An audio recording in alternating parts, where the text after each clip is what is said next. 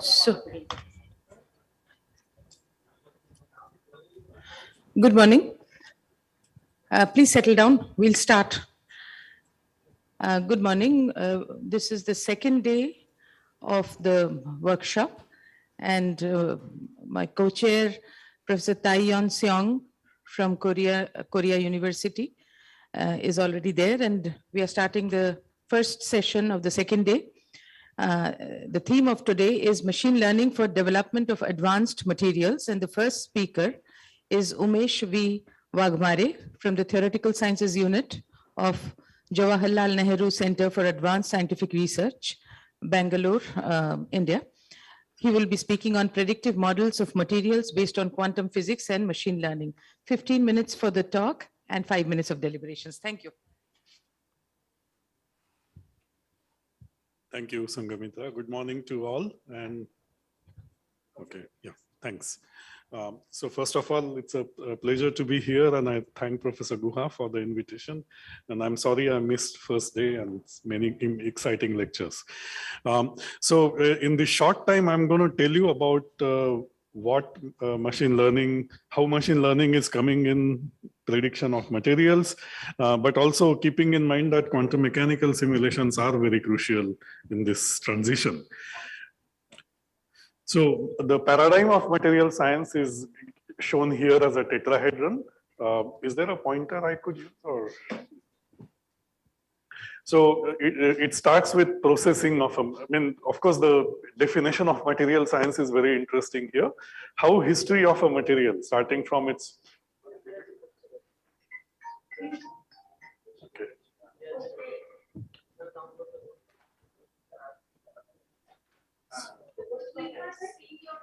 Yeah, I got you. Sorry.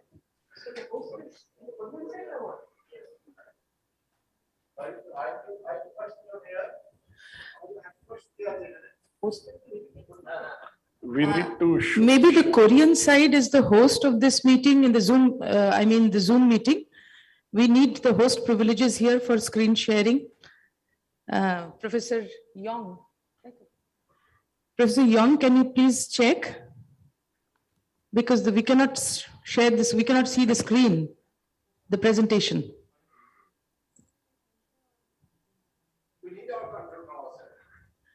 We need us to be the host here.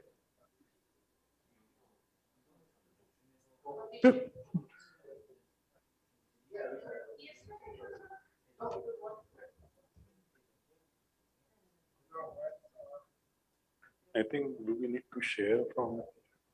Tell me. Yeah, we may have to share. It's actually there. Yeah, okay. I think so.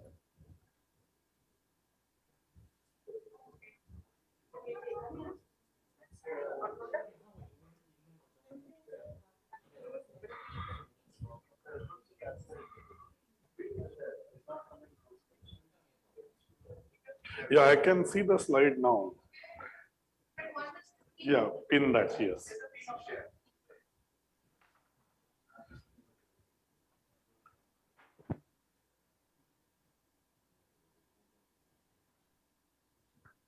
I think things were fine.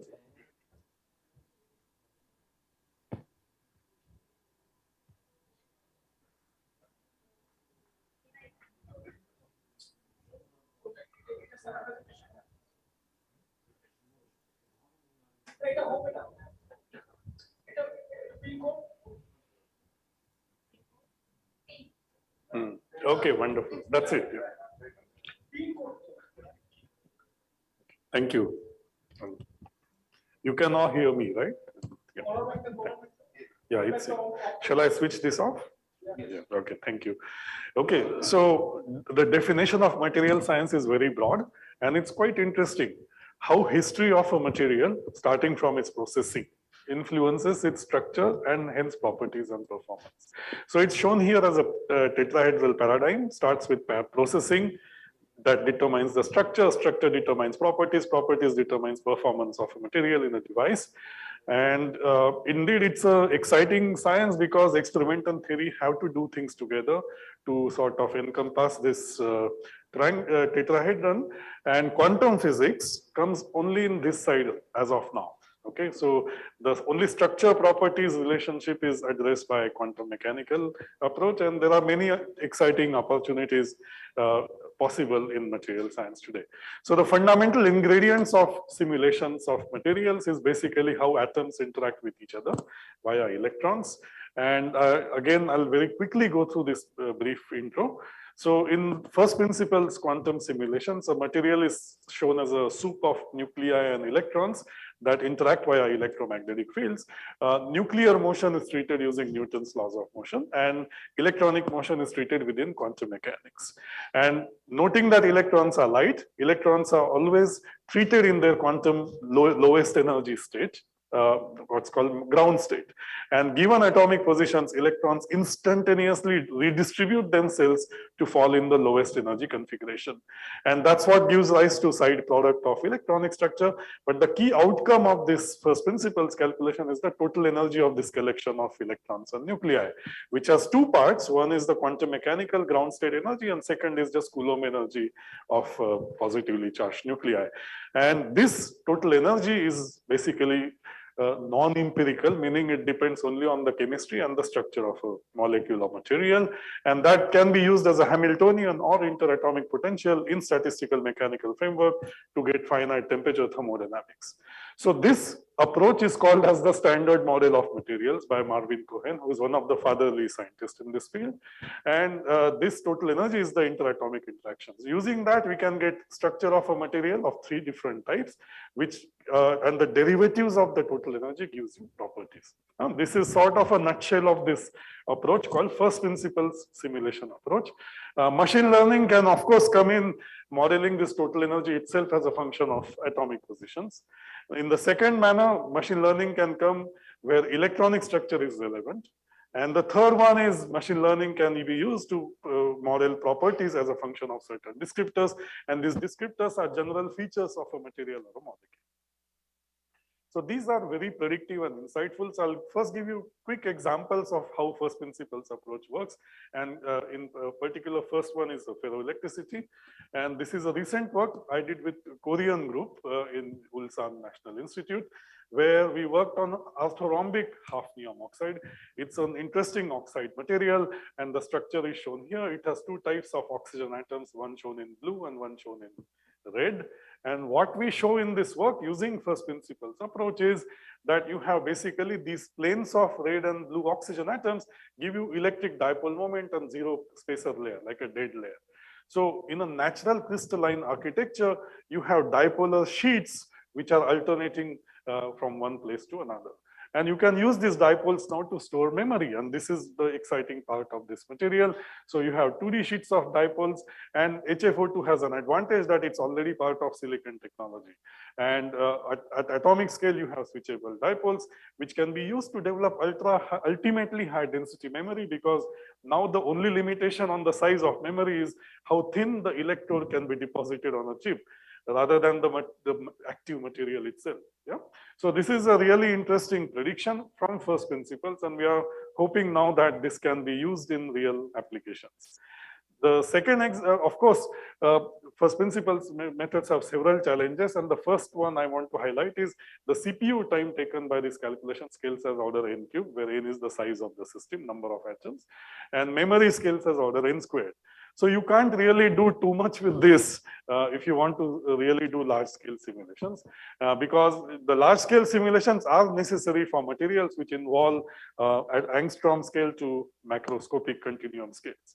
So you need multi-scale modeling strategy to bridge these scales if you want to really extend first principles approach to realistic macroscopic materials applications. So I'll give you one quick example again, shape memory alloys. It's a very fascinating material which is used in making cardiovascular stents. You know, it's inserted as a point particle, crumpled point particle through a blood vessel and inserted in the near wherever you need in the blood vessel. And then it remembers its ring-like shape, extending the diameter of the heart blood vessel. So this material, if you start with a straight wire, bend it, and then if you heat it up, that bend shape reverses back to its straight line shape. Yeah, very fascinating. It's passive material which remembers memory of its shape.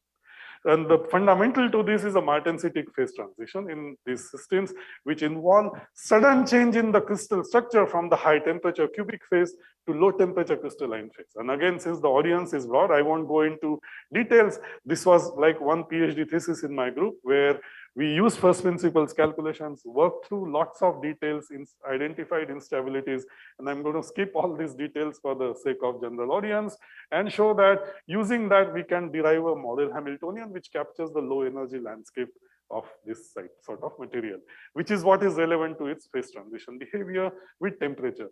And that model can be used in Monte Carlo type simulations, and then we can predict the phase transition as a function of the temperature cubic to martensite phase. Of course, the transition temperatures we predict are much smaller, underestimated with respect to experiment. Yeah, 50% underestimation. And we also, let me show you what the cost for it is. We also tried it in another shape, memory alloy, and there also we find TC is 40% underestimated. So is this a limitation of first principles and modeling? Well, not quite. If we correct for the entropic effects, which are not captured even in this long length scale simulations like Monte Carlo simulations, we do get a much better estimate of TC. So basically the nutshell here is it's possible to use multi-scale modeling, start from quantum mechanics and arrive at macroscopic phase transitions in material. But that takes a lot of effort. Yeah, and that's where we need some sort of approach which can overcome these limitations of first principles. So let me highlight the limitations of this approach now. Let's say, can we use these simulations to predict new structures or materials?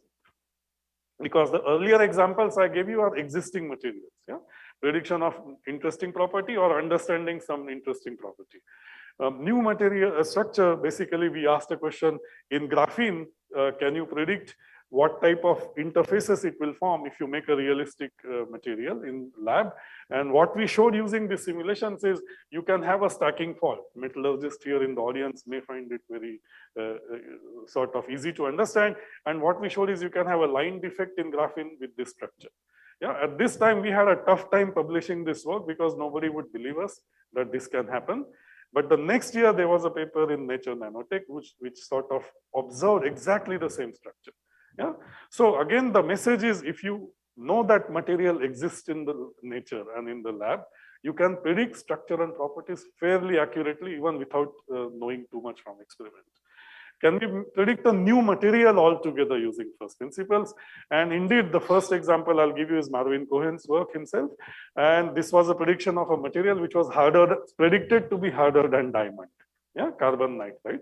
And unfortunately, it was synthesized by Charlie Lieber's group in Harvard, and they showed that it is indeed hard. Its hardness is comparable to diamond, but you can't synthesize it. So this highlights two broad limitations of quantum scheme. One is predicted material structure is often not easy to synthesize in a scalable way. And second is even given a material, only relatively simple properties can be predicted. For example, a technologist is interested in knowing how long is the life of my jet engine, yeah, or how long is the life of the battery in your laptop. And that type of problems involve failure of materials, much longer time scales, and those are not readily accessible to quantum simulations. So indeed, the first principles calculations, as I summarize here, capture this part of the material science paradigm. But this, if you want to go encompass the all PSPP type thing, you need a more integrated approach. And that's where I feel machine learning has a big role to play. Yeah, so that's the opportunity. And machine learning, again, I'm sure the audience here knows too well, it doesn't care for what data you have and what property you want to predict. It will always try to identify what relationship is without explicit form of the function known. And here are some examples from material science where machine learning has been used to some extent, and you will see in this thing also. So first example from our work I want to give you is prediction of DNA conductance using deep feed-forward neural network model.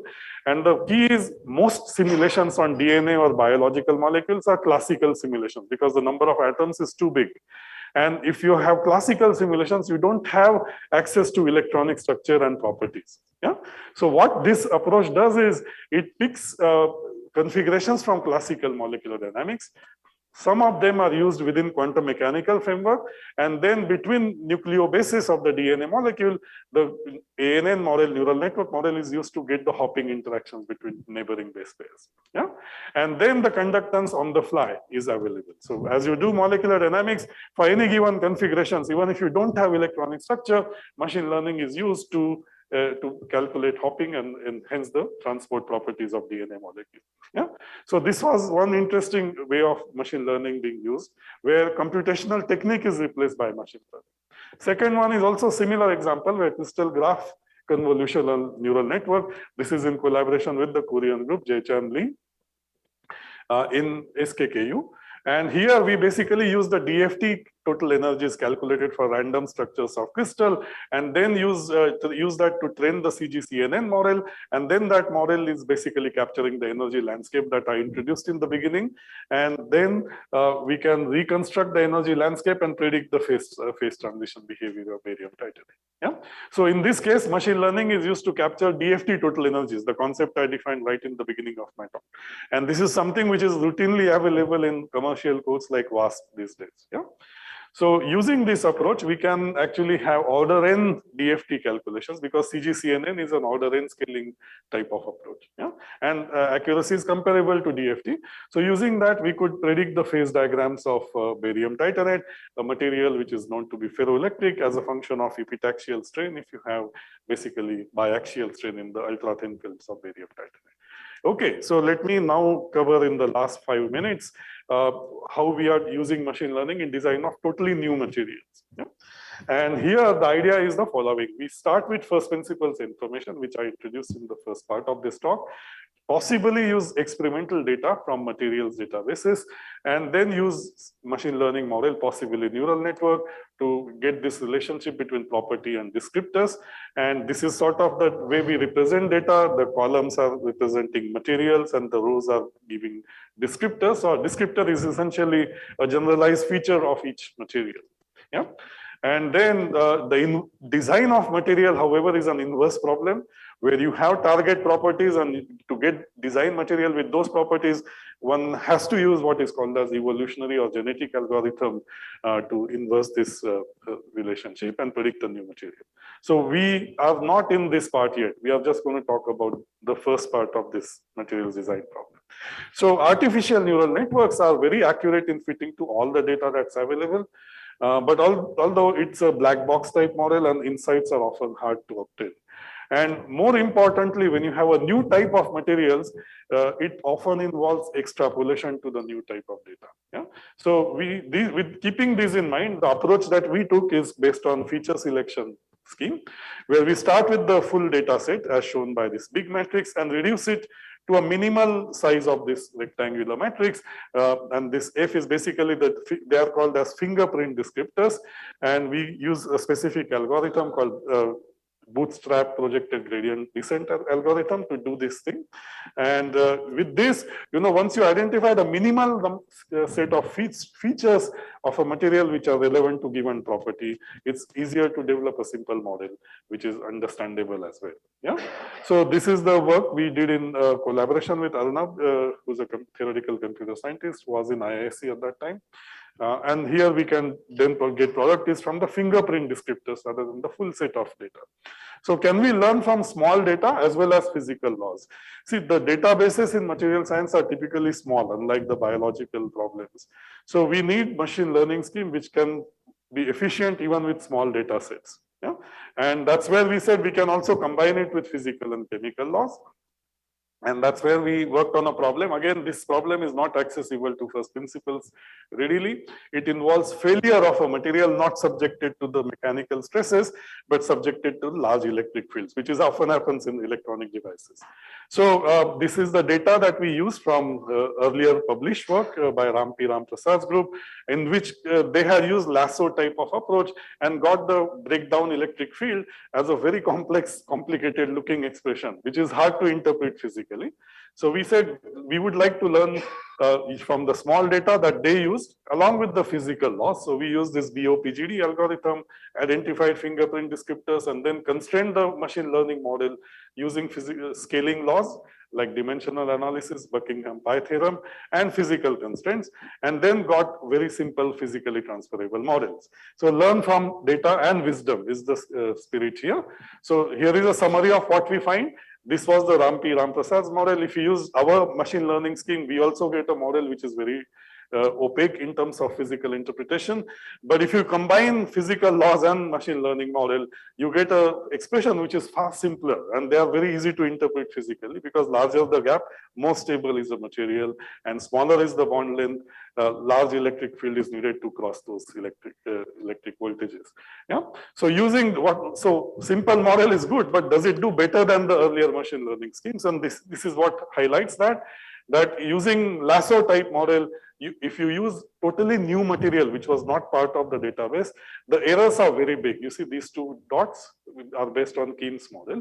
However, if we use our model, which is machine learning plus type of model, we get data which is far closer to the experiment. Yeah.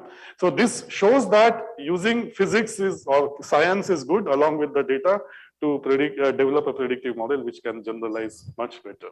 Yeah. So idea is, I'll quickly stop. Machine learning has the promise to develop an integrated approach to material science where all these things are combined together and prediction of properties. Yeah. And finally, quantum simulations are very crucial in the end, because even if you predict a new material using machine learning, you need final in-depth investigation. And these are my collaborators. Thank you. I'll stop. Thank you very much, Umesh. I think the machine learning researchers can already see possibilities of collaboration here. I will first, maybe our Korean colleagues, if you have any questions, quick question. Anybody from the other end, from Korea? No, okay. Any one question? Yes, please.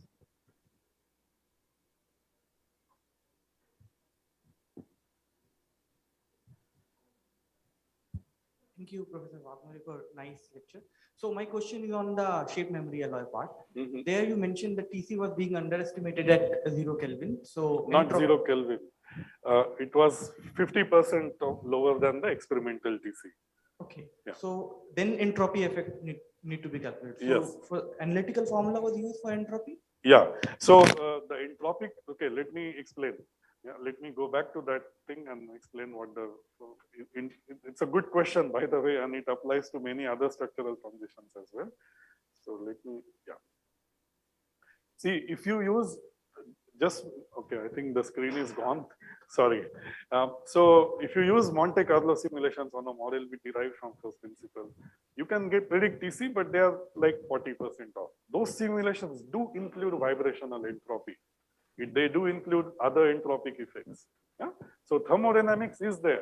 What is missing is that this is a first order phase transition, and experimentally when you cool the sample, basically there are low temperature phases which are metastable, which is seen as twin boundaries in shape memory alloys, and high temperature also they can be stable. So the fact that you have multiple low temperature phases which can coexist at the same time gives rise to additional entropy. And that is not included in Monte Carlo simulations because time taken to go from one local minimum to another through energy barrier is too long.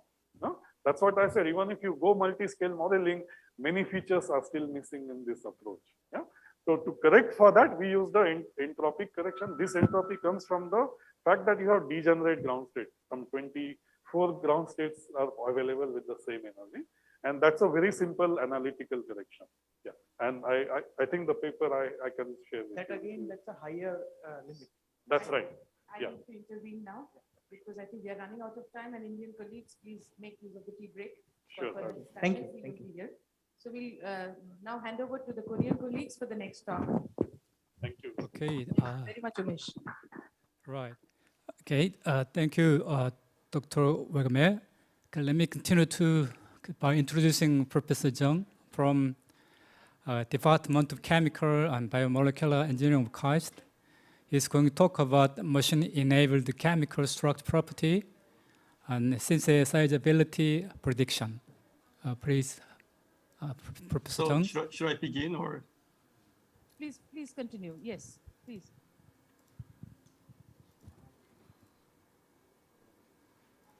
Okay. My name is Seung-Cheol from KAIST, Korea. It's a great pleasure for me to be here.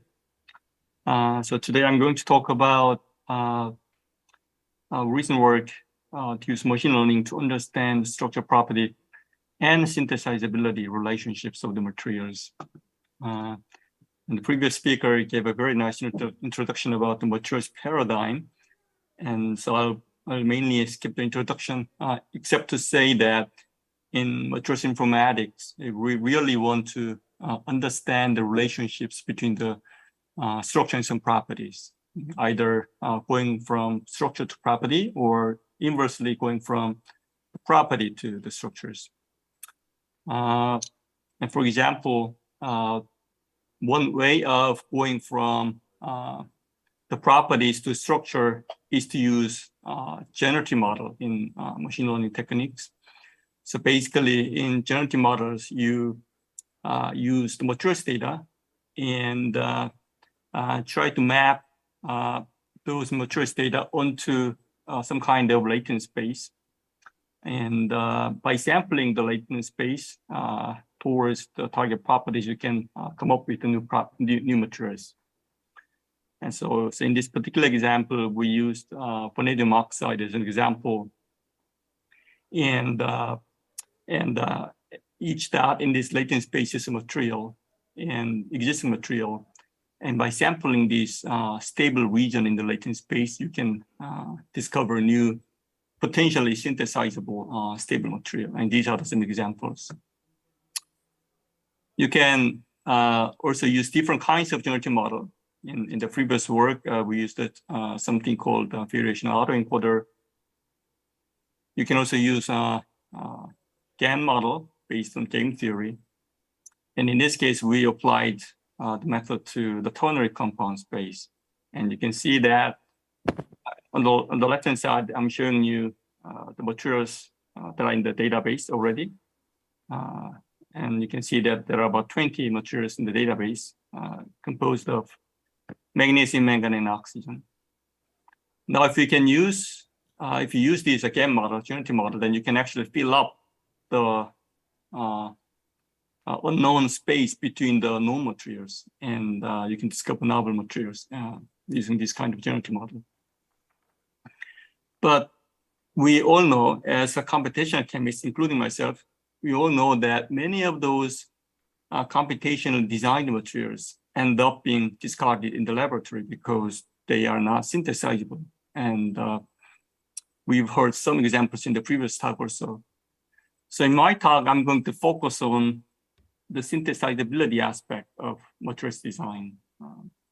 Because if we can have a model that can tell us the synthesizability of the material ahead of experiments, they can save a lot of experimental trial and error type of cost and time. So the easiest task one can think of is a binary classification model. In other words, it would be good to have a model that can tell us if a given input material will be synthesizable or not synthesizable. So it's a classification problem. But it differs from conventional classification because in conventional classification, you have positive data and negative data. And by training the model, if you give a unknown data to the model, then the model will tell you if it's positive or negative. But for materials synthesis, you only have the positive data because if a hypothetical data has not been synthesized yet, that doesn't mean that that hypothetical data is unsynthesizable because it may simply mean that it hasn't been synthesized yet, but it may be synthesized later on. So it's a case where we only have a positive data and only unlabeled data. So you cannot use the conventional classification model, but you need to use some kind of iterative positive unlabeled learning techniques. And that's what we've used. And this is the result.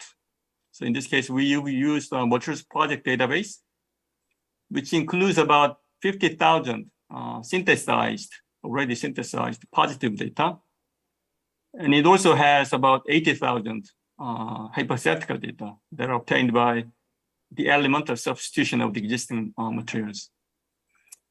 And our model shows about 87% of recall accuracy.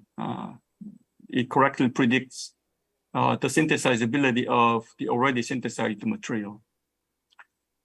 So to cross-validate the model, what we've done was to remove intentionally those that are synthesized between the year 2015 and 2020 and train the model and tested if the model trained that way could predict the synthesizability of those materials that have been excluded intentionally.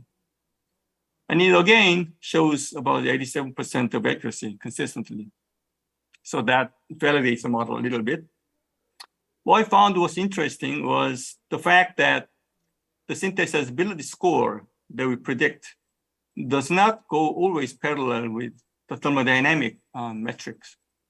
Including myself, most computational chemists use some kind of thermodynamic metrics, formation energies or energy of a ball and so on, to estimate the synthesizability of the inorganic crystals, because there are not many other metrics to use. We show that thermodynamics is surely a very important primary metric to consider, but it doesn't necessarily correlate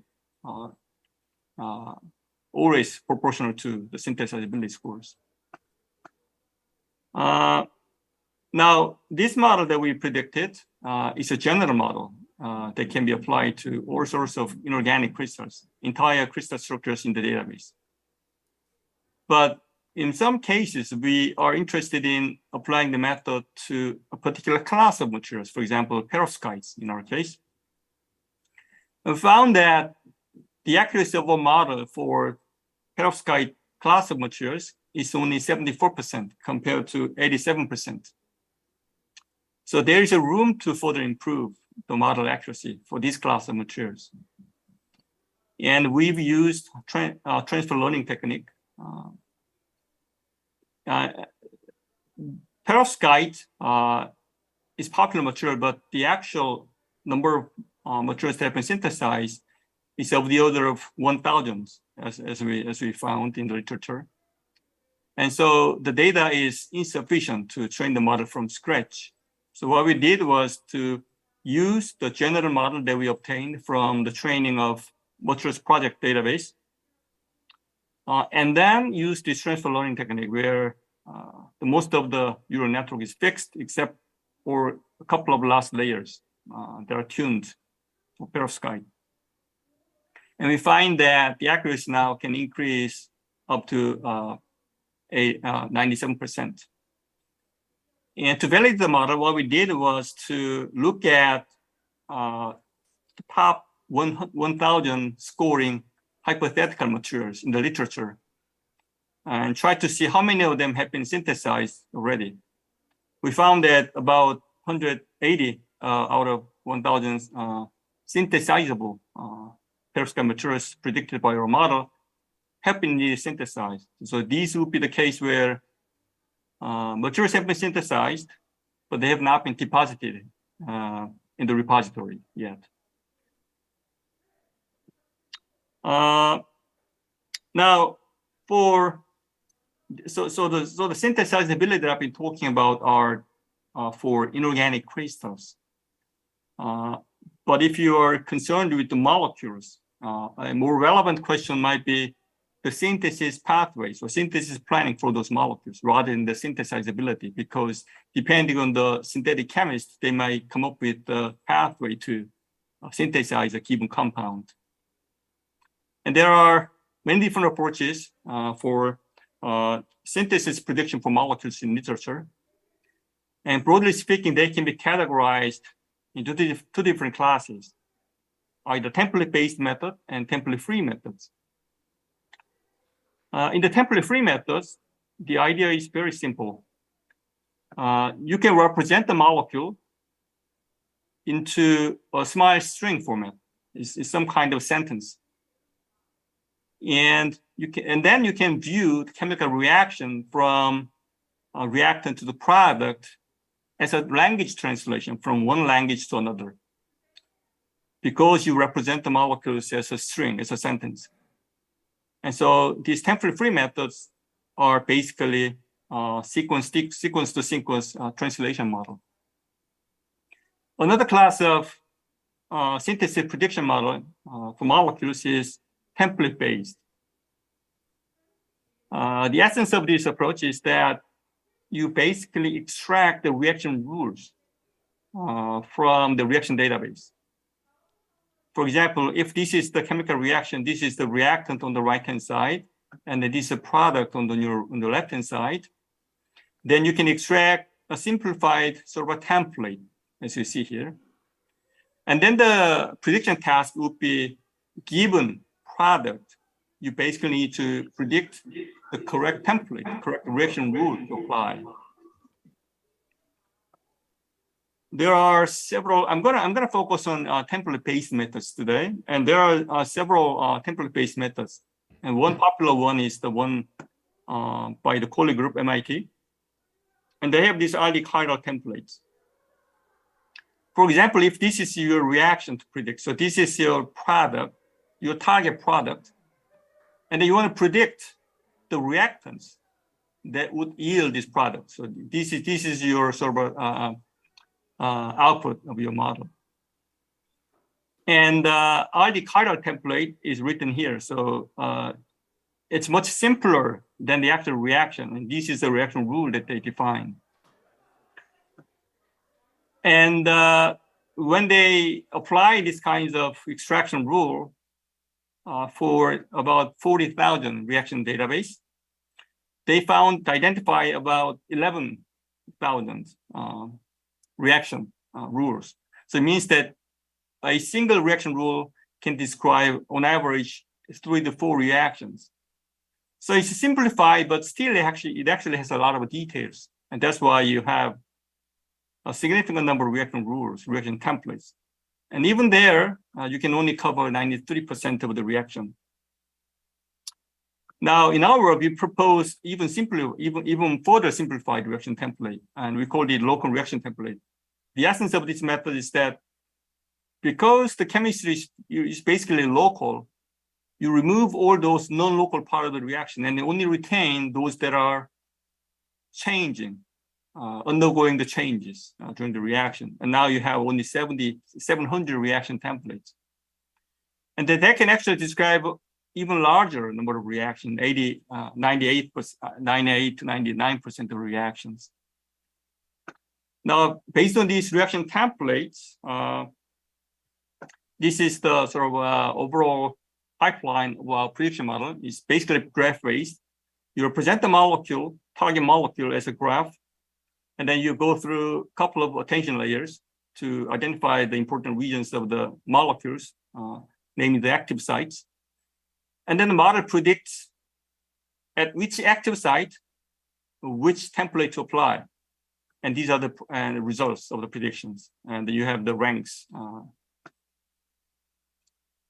And then we have our model shows about 86% of top 5 actors, meaning that 86% of the time, our model correctly predicts the reactants within the rank 5 predictions. And we apply this for a practical molecule. This is a molecule used in drug industry. And this molecule is synthesized in literature by 7-step reactions. So this is the target product. This is the initial reactant to predict. And our model predicts the first step with the rank 1 prediction, rank 1 prediction for the second step, rank 1, rank 7, rank 3, rank 2. So our model predicts the overall reaction state pretty reasonably.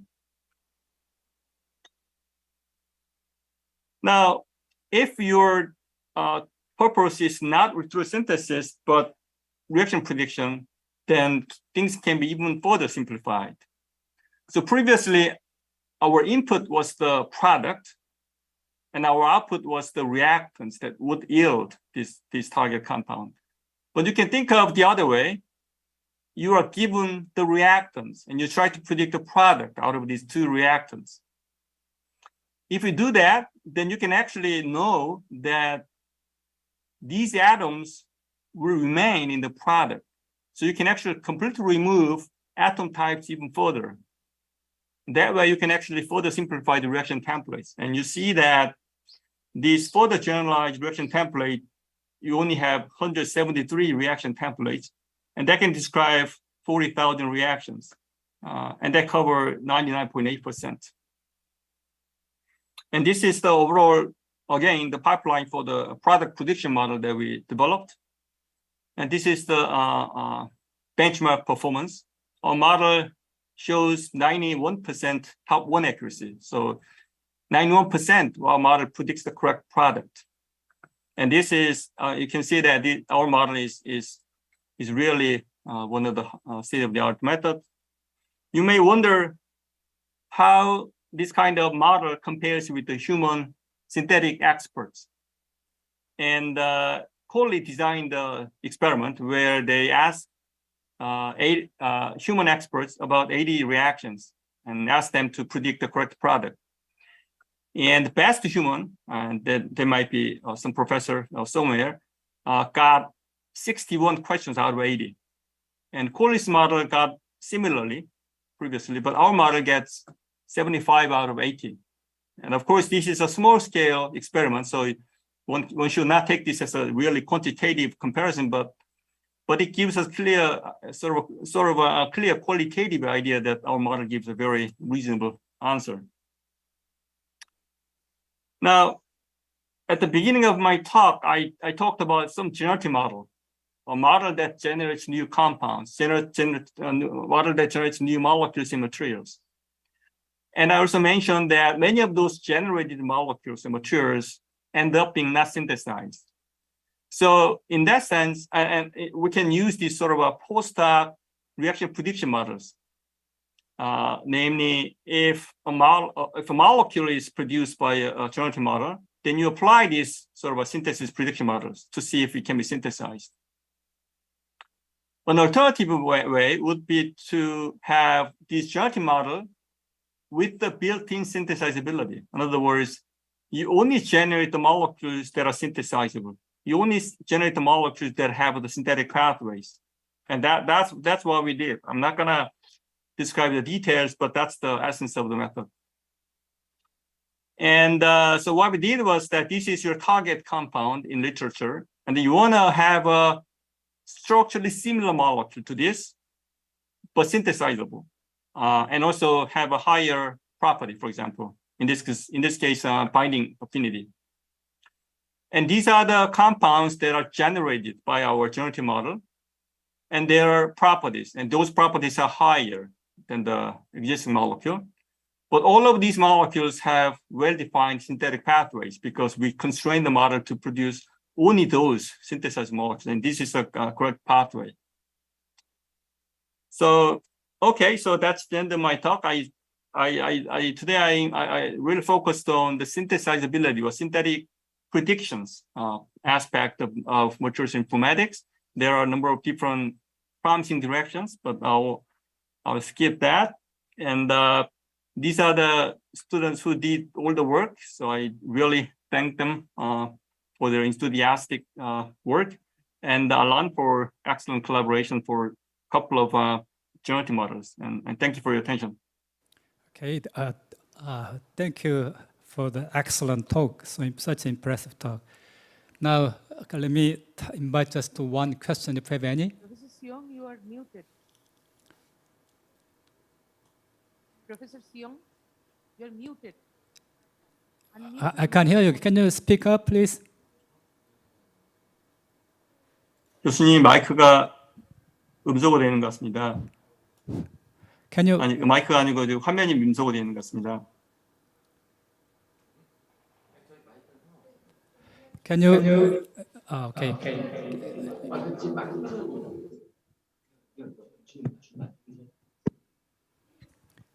Is there any question? We may invite just one question because of time limit. Yes. Yes, there is a question. So it's a very nice work on synthesizability. Please, can you speak up? I can't hear you properly. Can you hear me now? No, I can't hear you. Can you hear me? Can you hear me? Yeah, we can hear you. Yes, I can hear you. So my question is, the prediction of synthesizability, is it possible to factor in the design of catalyst also? Oh, so the question was, can we use this kind of synthesizability model for catalyst design? Is that the question? Yes, that was the question. Yeah. So yes, many of the heterogeneous catalysts are crystal structures, and all you do is just cut the material along a particular facet, and those inorganic crystals, the synthesizability of those inorganic crystals for catalysis applications can be predicted. So yes, they can be used. Okay, let's move on to the next one. Yes, thank you very much. Our next speaker is Professor Tanushree Shahadas Gupta. She's the director of the SN Bose National Center for Basic Sciences in Kolkata. And she'll be speaking on machine learning approach of design of new materials with targeted properties. You have 15 minutes for the talk and 5 minutes for the discussion.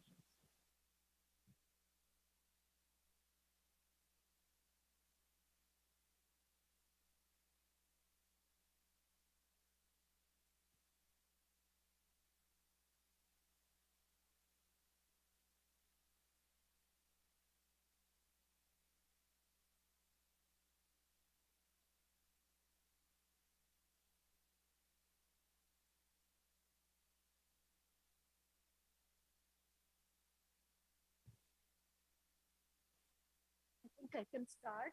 Let me start by thanking the organizer for giving me this opportunity for presenting our work in this very distinguished forum of the engineers. And I'm not an engineer, but I'm very honored to get this opportunity here. And title of my talk, as announced, is Machine Learning in Designing New Materials with Targeted Properties. I think Umesh in his talk has already mentioned that one of the ways the machine learning can be used is to design new materials, and that is exactly what we will be doing. And my collaborators, let me first acknowledge my collaborators. Vaishadhya Ghosh, who was the main driving force behind the work I'm going to present, and he is also present in the audience. And Anita Haldar, who was initiated all this work in my group, and she is currently the postdoc in Dublin. And also our work got assisted by two other members of my group, Shomi Drom and Shomendra Datta. So let me start with some basic. There is no need to stress it, but nevertheless, it is good to stress things which needs to be stressed, is that the human civilization got benefited by materials, so much so that different ages of human civilization are named after one material or another, starting from the very Stone Age to the very modern age of Silicon Age.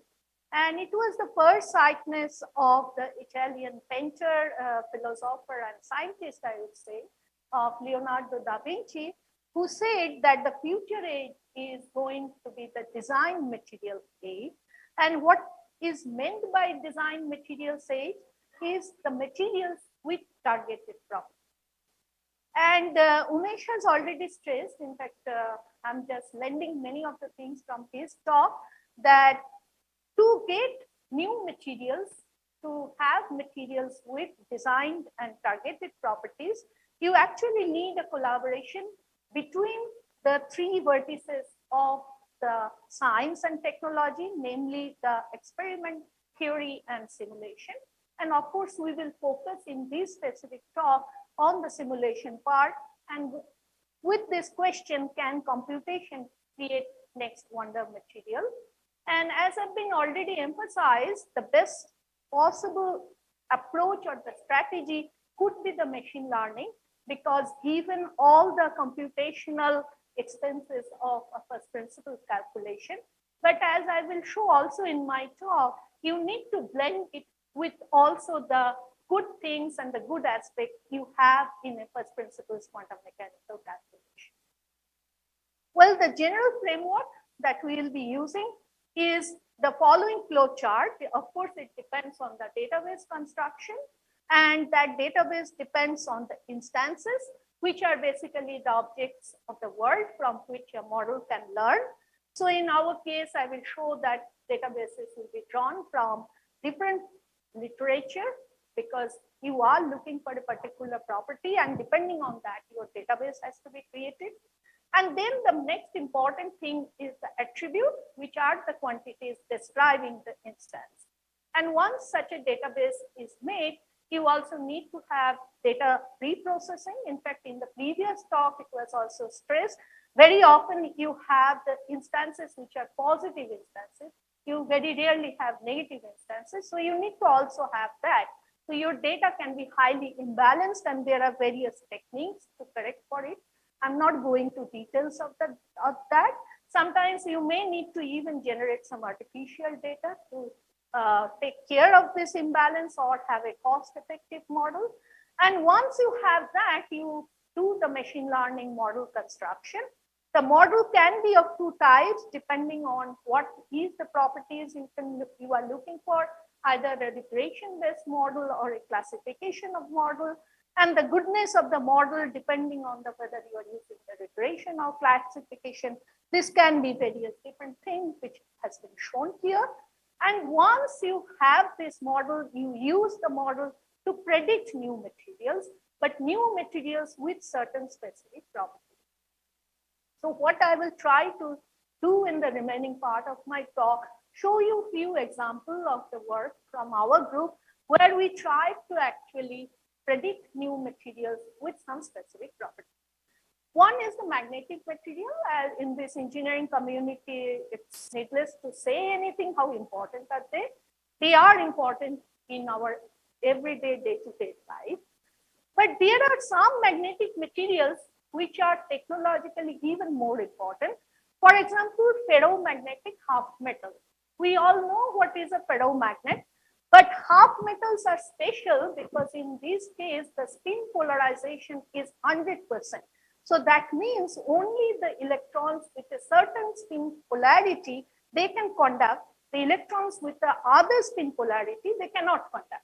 So you can easily understand that has an immense technological possibility, because in addition to the charge of the electron, you can now use also the spin of the electron to get the information communicated from one end to another end. So this has a huge application to spintronics, spin valve effect, central to the magnetic storage and sensing. So you need these materials which are not only ferromagnet, but has to be half metal. And to design such a device, you also need anti-ferromagnetic metals. So in case of ferromagnet, you have the spins all aligned in the same direction. In case of anti-ferromagnet, the spins in the neighboring side, they are aligned anti-parallelly. And you want them to be metal to get into such a device mode, because they has to be used as some pinning layer in the spin valve device. However, what is the challenge? That both ferromagnetic half metals and anti-ferromagnetic metals are rare, because most ferromagnets you know of, they are metals, but they are not necessarily half metals.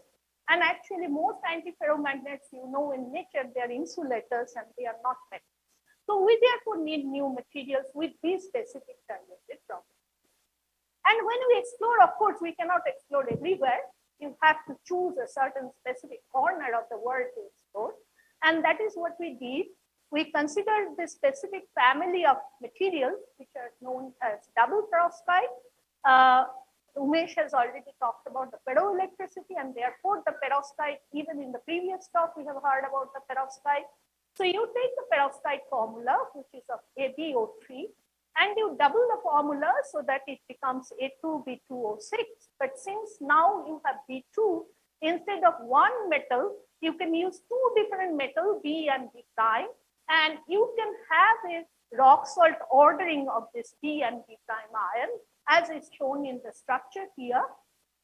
And why did we choose this particular family is because many of these materials has been made and they have found to be magnetic, and not only magnetic, but with a high transition temperature.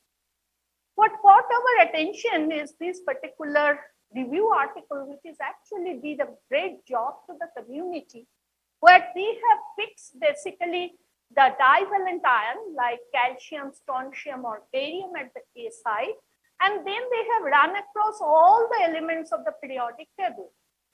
And they have also used trivalent cation like lanthanum and done the same thing. So what is interesting that the green boxes are the B prime combination which is synthesized, meaning they are available reported in literature. The violet boxes are the one where this can be made, but made with an extreme condition, meaning you need a very high pressure or high temperature synthesis. There are some of this yellow colored thing where the compounds can be made, but they don't form in a perovskite structure. And the red ones are the boxes where synthesis was attempted but failed. So you see there are only few red because they are not necessarily reported in the literature. But what caught our attention, there are many white boxes, many B prime combination, which nobody tried to make it because it's difficult in the lab to synthesize it unless until you know that its property is going to be. So what we thought, we will use machine learning to really predict something about these white boxes. So this is the database we created. As you can see, there's a total number of 641, as Umesh has mentioned. In material science, normally the database size is much smaller compared to that of the biological application. And for the attribute, as you can see, these are attributes we have chosen, and these attributes are based on the structure and chemistry. So you don't need really any calculation, any extra calculation to come up with these attributes. And then we did this machine learning and we focused on calcium, strontium, and barium, only the divalent cations at the A site. And we basically scanned around 412 combinations, which are combination of 3D transition metal at the B site and 4D or 5D transition metal at the B prime site. And out of these 412 combinations, which are shown here, of these, the yellow ones are already known.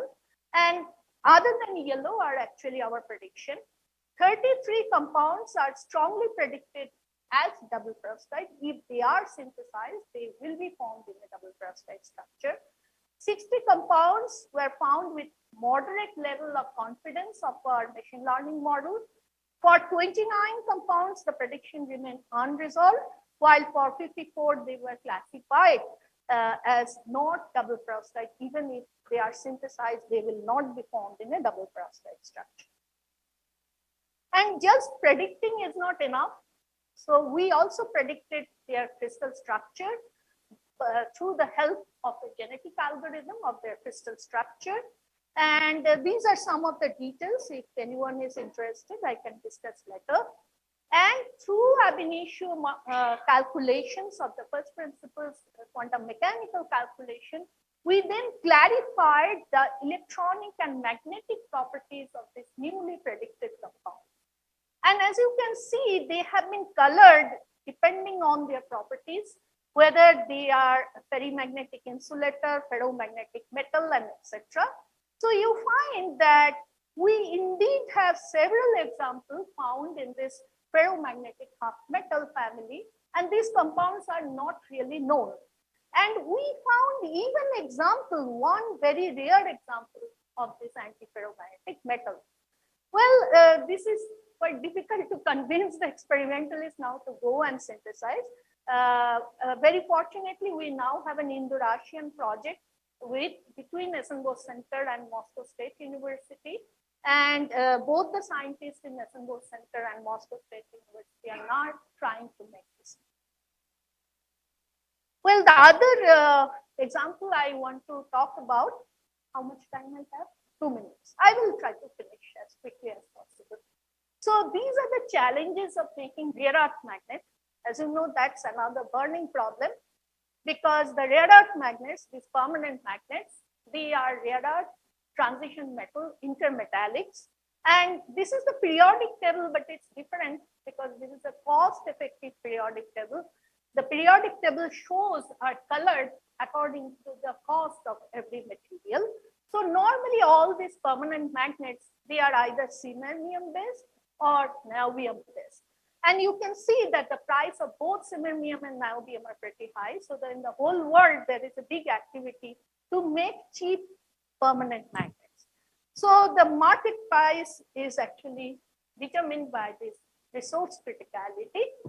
And to make a good permanent magnet, it has to actually satisfy many different criteria, like the transition temperature should be at least above 600 Kelvin. The moment should be more than 1 Tesla.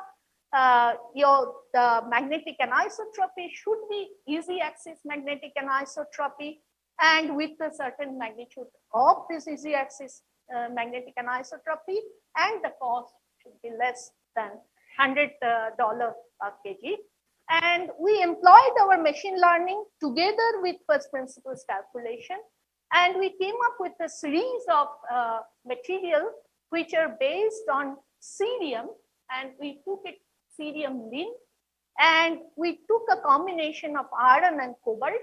There are reasons for it. Because of the lack of time, I cannot get into the details of it. And to enhance the transition temperature, we doped it with light elements like carbon and nitrogen.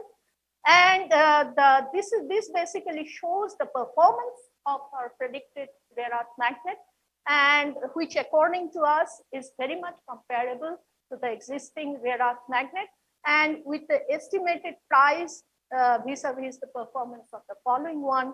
And this was published like a couple of years ago. So do I have 1 minute or 1 minute? Okay, so we have used it also for classification of binary semiconductor heterostructures, and in very recent time also on binary nanoclusters, where basically if you make a binary nanocluster, there can be many different possibilities of the structure of such a binary cluster. You make an A atom and a D atom metal, mix them. When you mix them, they can form either in a mixed geometry, in a Janus-like geometry, or like a core shell.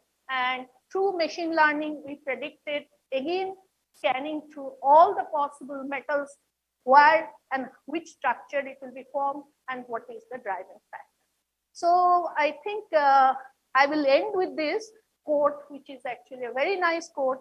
The wild new materials of the future will be discovered with artificial intelligence. Thank you very much. Thank you very much for the wonderful talk. If there are any questions from the Korean side, we have time for one question. One. We cannot hear you, Professor Seong. Okay. Can you hear me? Yes. Okay, thank you for the interesting talk. I have a question about the last part, the machine learning on co-share structure prediction. So in that example, how did you get the data? The data is from DFT? Yeah, absolutely. No, absolutely. Very good question. In fact, the data was created through some high throughput first principles calculation.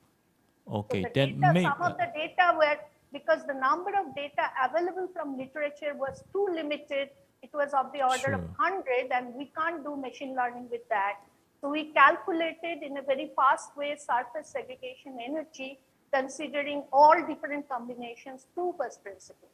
Okay. And then the machine learning was applied on it. Okay, great. Then I think that the size of the the nanoparticle would be limited by the DFT calculations. So is your model can predict the, the structure of the bigger, maybe a few nanometers nanocluster as well? Yes. In fact, there is a not our work, a recent work in, I think, 21, and where they considered different size of the particles, and they use some classical simulation, and they show that the trend remains actually same. And in our machine learning, we have tried to also validate whatever is their prediction, and it actually gets the trend very correct. Okay, thank you. Thank you very much. Unfortunately, we don't have any further time. No further questions, but full of appreciation. Without Victor, but wonderful talk. Thank you very much.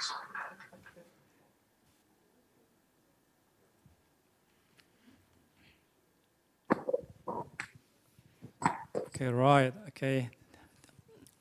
Thank you for the excellent talk. Okay, let me introduce the Professor Han Seung-Woo from Department of Material Science and Engineering of Seoul National University. He is going to talk about machine learning potentials enabling realistic material simulation and accelerated material discovery. Professor Han, please. Okay, thank you for the kind introduction. And good afternoon, everyone. Welcome to my talk. So in this short presentation, I will introduce you about the machine learned potential that are attracting recent attentions. The first page, go back, go away, okay. Right, so to begin with, you may know that, this DFT calculation is de facto the most important and very popular method in material science. But the only problem is that because of the high computational cost, the size and time of the simulation is quite limited. And so if you want to simulate on something like the real size materials, then you have have serious difficulties. Then this is now can be solved by the machine learning, the method. So here you provide the DFT, the result for the reference structures, the total energy, and then you train your machine learning model, for example, the neural network, and you predict the total energy of your target system, which is usually much bigger than the training set.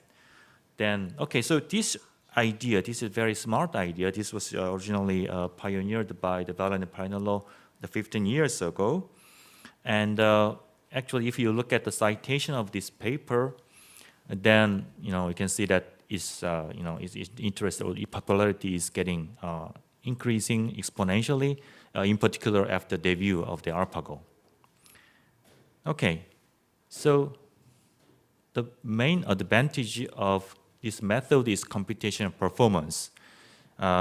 So, for example, for the small, this is the crystalline silicon, and this X is the number of atoms in your simulation cell, and the Y is the time scale. And for the small size of the atoms, you have already 1,000 times speed gain by the machine learning potential or neural net potential. And because of this cubic scaling of the TFT versus or the linear scaling of the machine learning potential, then this gap increases very rapidly. And so roughly speaking, the machine learning potential allows for the MD simulations at the DFT level up to 100,000 atoms or 10 nanometer feature scale, which is the quite comparable size you can find in the material science. And the simulation time about some tens of the nanosecond, all right? So I would say that this DFT calculation has expanded the scope, the machine learning potential has expanded the simulation scope of the DFT method quite significantly.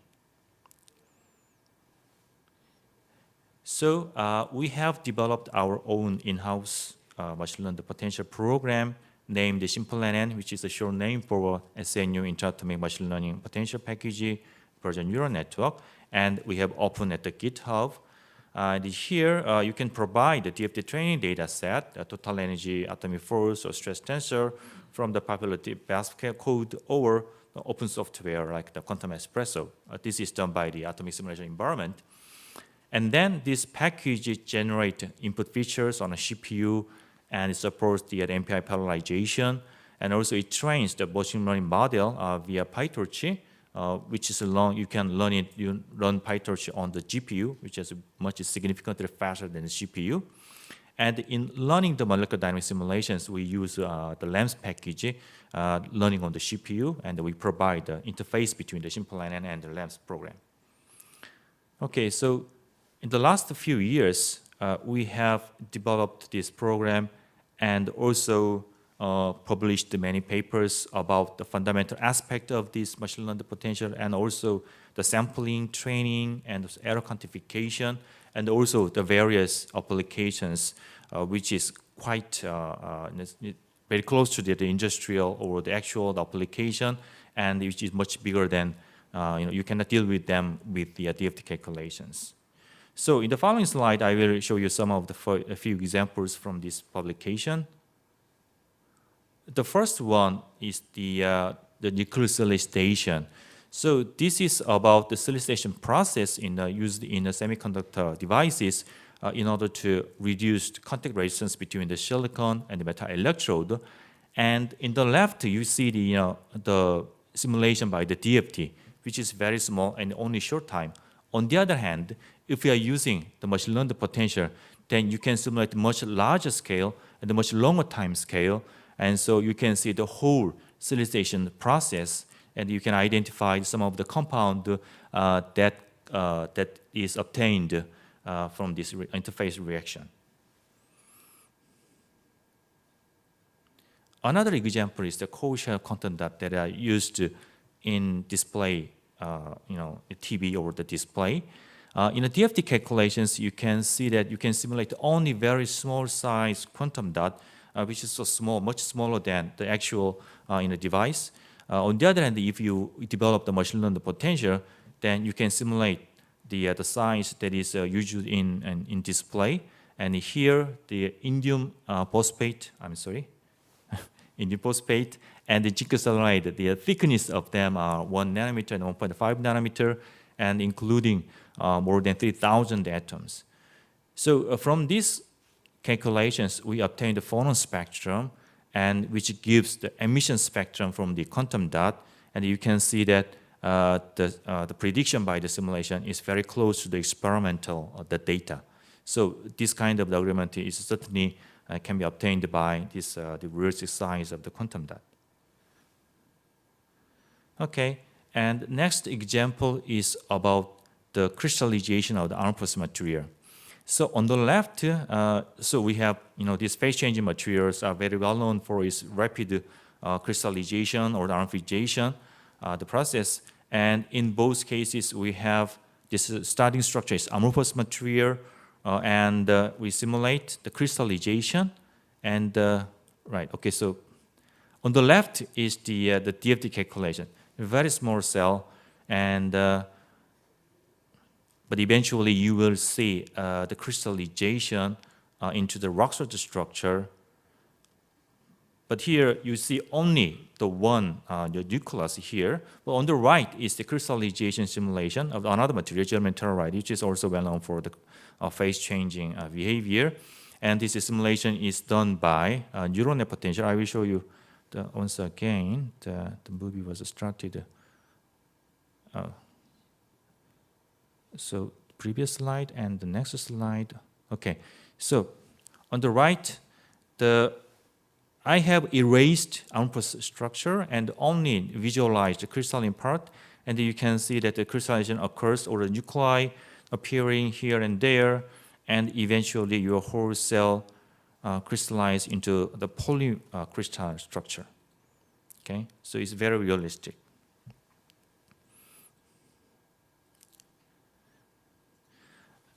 This example is about the phase diagram. This is a very well-known utility phase diagram between the magnesium oxide and the calcium oxide. And on the left, this is the phase diagram you can obtain with the density functional theory calculations.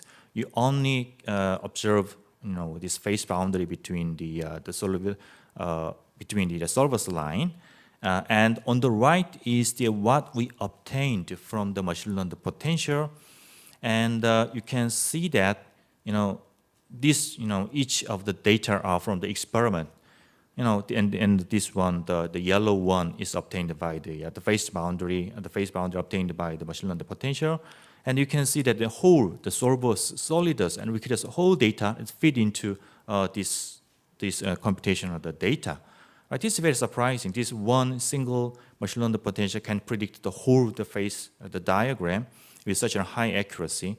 And it took us only like 2 weeks of the data gathering, and maybe in terms of the maybe $100,000, $100 for for computational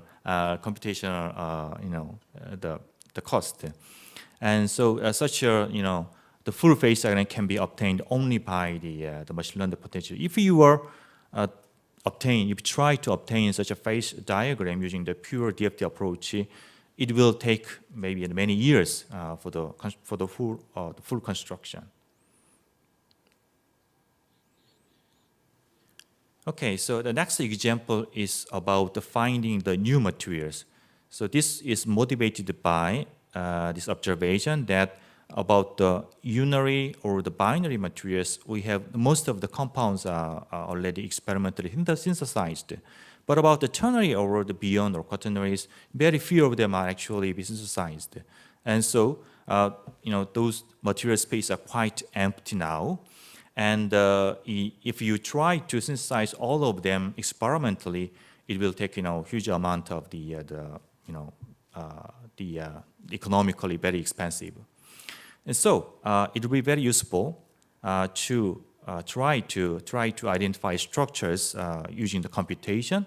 And here, the key thing is that for the given composition, you try to find the crystal structure with the lowest Gibbs free energy, right? But problem is that there are such a huge number of the possible configurations. So within the DFT, it will, it's very expensive to explore all of these possible configurations. So they usually apply heuristic approach, the combining, for example, the genetic algorithm and density functional theory calculations, and they have successfully identified new materials like a superconductor under high pressure or the energy materials. But as you can see from this example, they are quite simple and the binary materials, right? So, but if we can replace the DFT calculations with the machine learned potential, then maybe we can explore much complicated materials. So that's what we have done very recently. And we trained machine learned potential, and we developed our own in-house program for the structure, the prediction program. And we have tested the code spinner against the well-known, the ternary structures, quite complicated, as you can see the pictures in the bottom. And we were able to, in the blind test, we were able to identify more than 80% of the structures that are exactly the same as the experimental structures. So this is a very powerful tool. And with this program, we have explored the missing ternary metal oxide. So ternary metal oxides are one of the most exhaustively synthesized materials. And so as you can see in this, the picture here, most of the combination of the M and M prime are already cataloged in the ICSD. The gray, the tiles indicate those are already synthesized materials. And so the other tiles, we have explored all of them using the code spinner. And those with the red tiles are the possible materials that are stable against the phase separation, and the beryllium tantalum oxide or tantalum the gold oxide. So yeah, so this is one example that we can actually explore the unknown compound using the machine learning technique.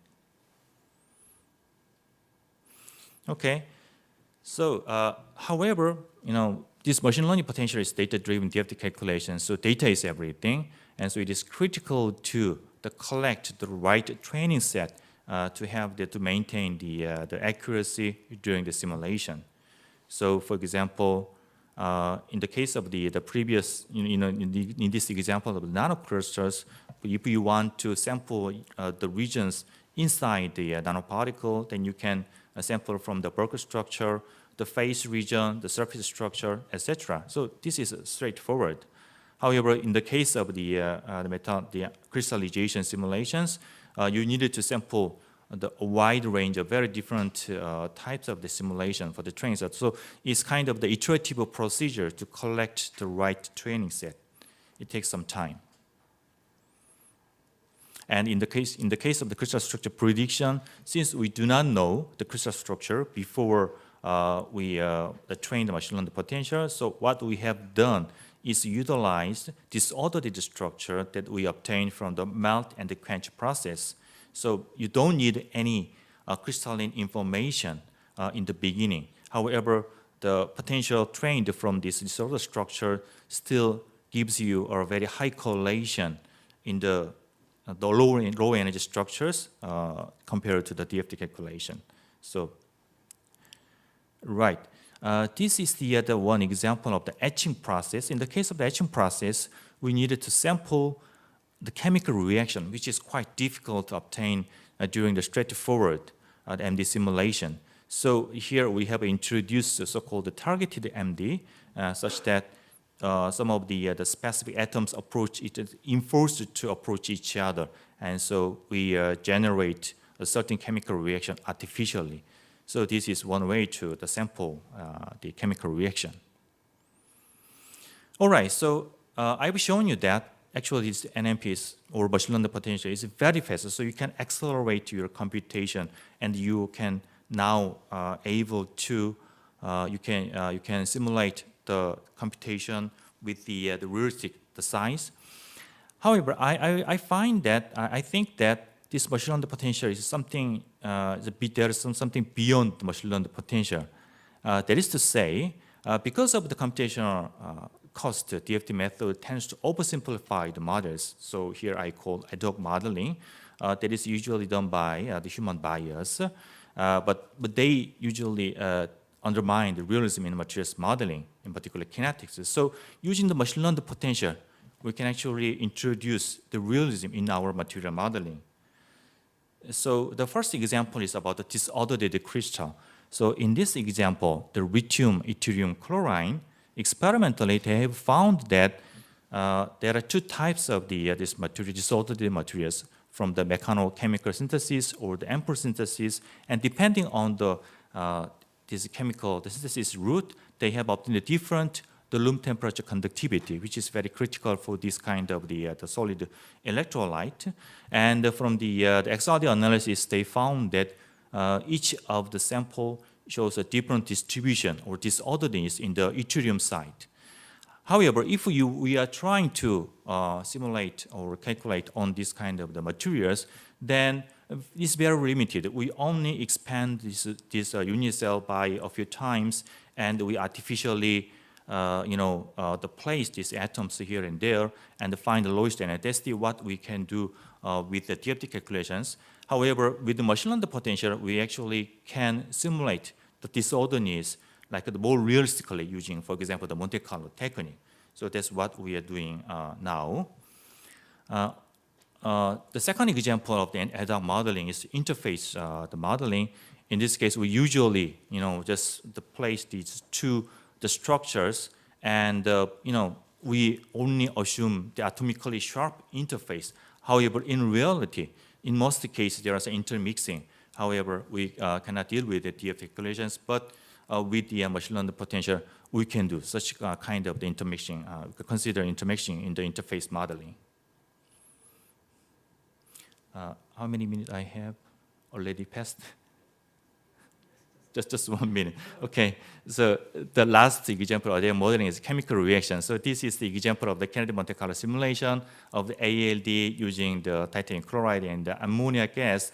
And in our publication, we have, it took us 1 year to identify manually all the chemical reactions that may occur during this ALD process. So it is highly biased by our known chemistry.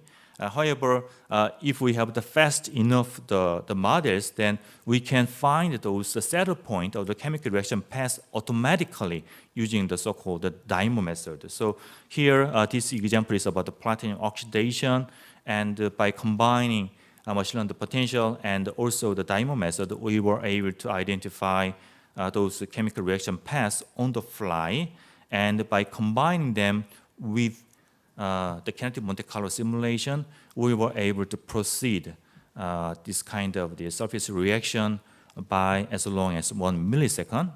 And at the end of the simulation, you can see that there is a chain of the platinum, the particle on the surface, which is consistent with what they observe on from this STM imaging. All right, so this with the KEMC, we might be able to overcome those time gap between the atomistic simulation and the process simulation. Okay, so in conclusion, I hope I have convinced you that machine learning potential enable atomistic simulations to a level beyond the limitation, and many of the issues can be addressed by the machine learning potential. But still, the challenges remain, in particular for constructing the training set. And I think that new banning of the material modeling opens up by taking advantage of this machine learning potential. But thank you for your attention. Okay, Professor, thank you for the excellent talk. Now, this talk is open for question or comment. Do you have any question? There is one question from this side, from India. Okay, thank you. Professor Han for really nice talk. My question is on if the training data set do not contain, say, compounds which you might be seeing in your simulation. If I frame it, can machine learn? I'm sorry, could you just a second? Well, maybe we can. Can you speak up, please? I Speak can't up. hear you properly. I'm Am sorry. I audible now? Yes, Okay, it's okay and, now. It's much better Yeah. now. So my question is, can machine learn interatomic potential predict compounds which are not originally in the training data? Not in the training domain. Yeah. So no, so machine learning potential is actually it. So you cannot go beyond those the type of the atoms, right? So type of the atoms should be there, but somehow there's in terms of the stoichiometry or compositional the variation, depending on how you train your structure, then it has some of the flexibility that describing those compositional variation. So for example, if you are trying to simulate on a germanium telluride compound, then by putting into the training structure your pure phases, germanium and tellurium and germanium telluride, and so 2-2-1 or 1-2-2 compound, then maybe your potential can describe the whole the line from the germanium and telluride, the whole this compositional variation. So yeah, so that's what you can do it here. Thank you. Okay, thank you. Right. Is there any other question there? So if I repeat the question, and during the calculation, can you really predict the possible stoichiometry or interfacial phase? Can you? Oh, interfacial phase. So yeah, so interface structure is quite complicated because it actually depends on how you prepare your sample. The growth, for example, the growth temperature or substrate condition. Mm-hmm. So in order to have the right interfacial structure, you may need to directly simulate the growth process, which would be quite difficult. But at least in the meantime, you can try to put these two the interface model and apply, for example, the kinetic Monte Carlo simulation or some long time MD simulations. Then you might have some more realistic interface structure. Right. Right. Okay. But so that's the another step. Okay. But have to have the direct Right. relation with Okay. the experimental structure. It will Okay. more complicated. Thank you for the excellent answer. So I think the time is up. So, okay, now this closes the first session of this workshop, and then we'll take a break. Then we'll start the second one. 11 past 10 in Indian time and 20 to 3 in Korean time. Thank you, all of you, all the speakers.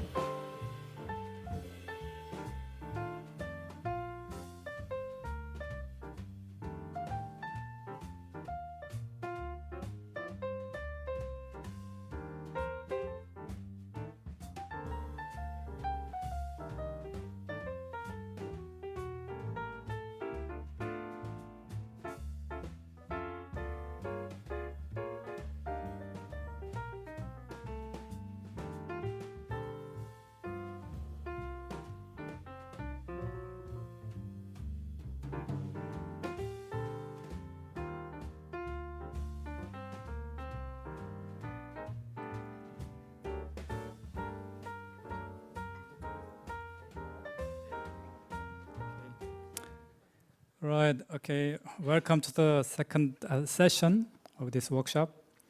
Now, like the first session, I'm going to chair this session with Dr. Bandyopadhyay.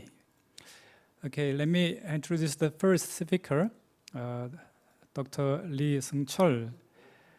He's from the Indo-Korea Science and Technology Center of the KIST. He's going to talk about application of machine learning and neural networks to predict materials property and design a new material. Dr. Lee, please.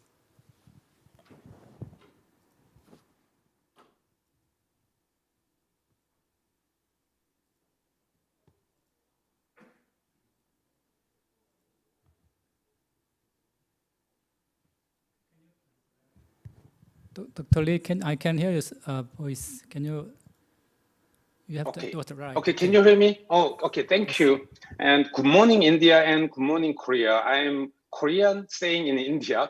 I'd like to introduce myself before starting my talk. And we are a sub-branch of Korea Institute of Science and Technology. And we are located in the Bangalore. And we have established since 2010. And our main role is to develop the science and technology collaboration with India. And initially, our research activity lies in some tetragonal. For example, some research for some knowledge enhancement and problem solving for industry. And initially we have studied some catalysis or some pattern recognition, machine learning. Now we are focusing on some machine learning and material theory, as well as data analytics. And this will be integrated into our some software platform named as Cinemas. Now we are trying to make some materials database and data minings. In this talk, but we have selected several examples by the results by using machine learning method. And first part is some typical materials property or some structure and property relationship. First part is absorption energy for the catalysis, and second one is for the solar cell materials, and third one is permanent designing of permanent magnets. And second one is by using some CNN for materials property predictor, and this is under developing, and we will extend some functions to more materials properties. And for the third one is the natural language processing. I will explain it later. And finally, we are thinking about the multi-component alloys.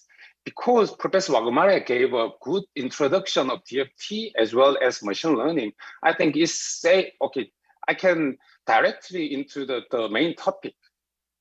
And first part is, as many people know, in order to design or in order to understand heterogeneous catalysis, we need to know the relationship with the binding energy of reactant and products. In this work, as a simple extension of some machine learning, we build a machine learning model for the prediction of absorption energies or molecules and atoms and metal surface to give some insight or to help the experimentalists to design a material for specific reactions. Okay, in order to do that, we have used material database from the Denmark DTU, and we have used several different regression method. And as you see, we have listed several features and to give some machine learnings. And we have different regression method. And in the case of atomic system and the molecular systems, we have tested the RMSE, and we found that Kernel Ritchie regression shows the best fit compared to other regression methods. From this, as many people know, some features selection or features importance is also very good point. And we have used only 3 or so features and 4 surface features. And from this, we have trained and we have tested for the atomic system and diatomic system. And from these studies, we suggest that by using very small number of features, the absorption energy of the monoatomic and diatomic gas molecule can be predicted with reasonable accuracy, as you see for the monoatomic system, and diatomic systems. And based on this one, we have tried to develop a mathematical formulation for ease of use, especially for the experimentalists. And this for atomic sorbate as well as diatomic sorbate, we have built our simple, not so simple, but anyway, arithmetic, some formulations for some understanding or some for predicting the absorption energies. We have compared with some RPA results.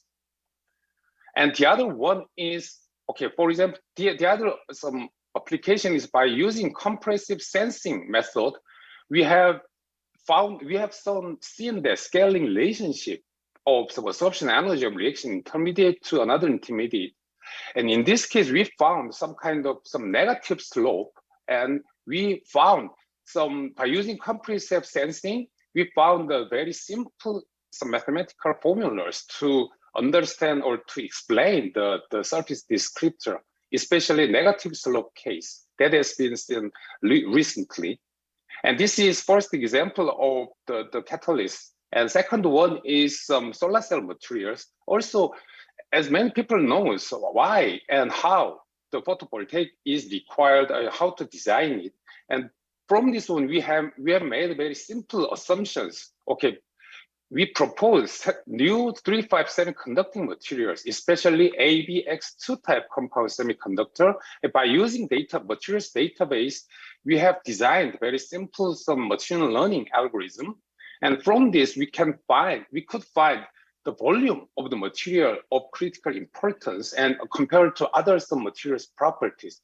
Based on this one, we found that the band gap can be simply related to these simple expressions, and the volume is also can be explained by simple expression by using some covalent radius. And from this, from compound ABX2, we found that from the compound name, we have some machine learned band gap. And from this, we can calculate it. And one more thing is from this compound and band gap, we also, I didn't show it, but we have calculated the carrier mobility. And finally, we found that the gallium boron phosphide shows the best properties. And we are collaborating with the experimentalists to realize this material can be used as a solar cell materials. And next one is some current ongoing project for materials property. One is some magnetic materials. And we are trying to design based on some cobalt-based Hoysler alloys with high spin polarization. And in this case, we have considered half Hoysler and full Hoysler alloys. And we are collaborating with IIT BHU to realize, we have designed material, and IIT BHU professors are trying to synthesize and check the spin polarization for rare earth-free magnets.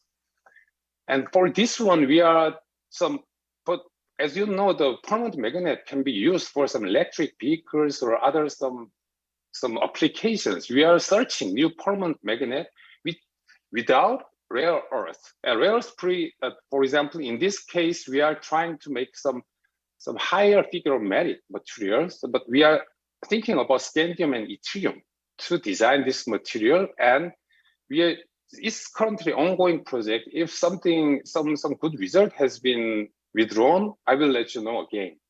And the other is by using some CGCNN extension of CGCNN, we have designed the CRIS XPP, and we have developed this source code, and it's free to use. And as you know, and as many pre-shows, neural network CGCNN has been applied, and we also have also applied this method to the other materials. And for this one, we have developed two codes. One is autoencoder, and second one is XPP, some property predictor. But autoencoder is also very important because from the crystal structure, how to get how to extract extract the data from the crystal information, we have to build some kind of crystal graph from this crystal structure. And from this, we have created some atom features. We called it as an autoencoder.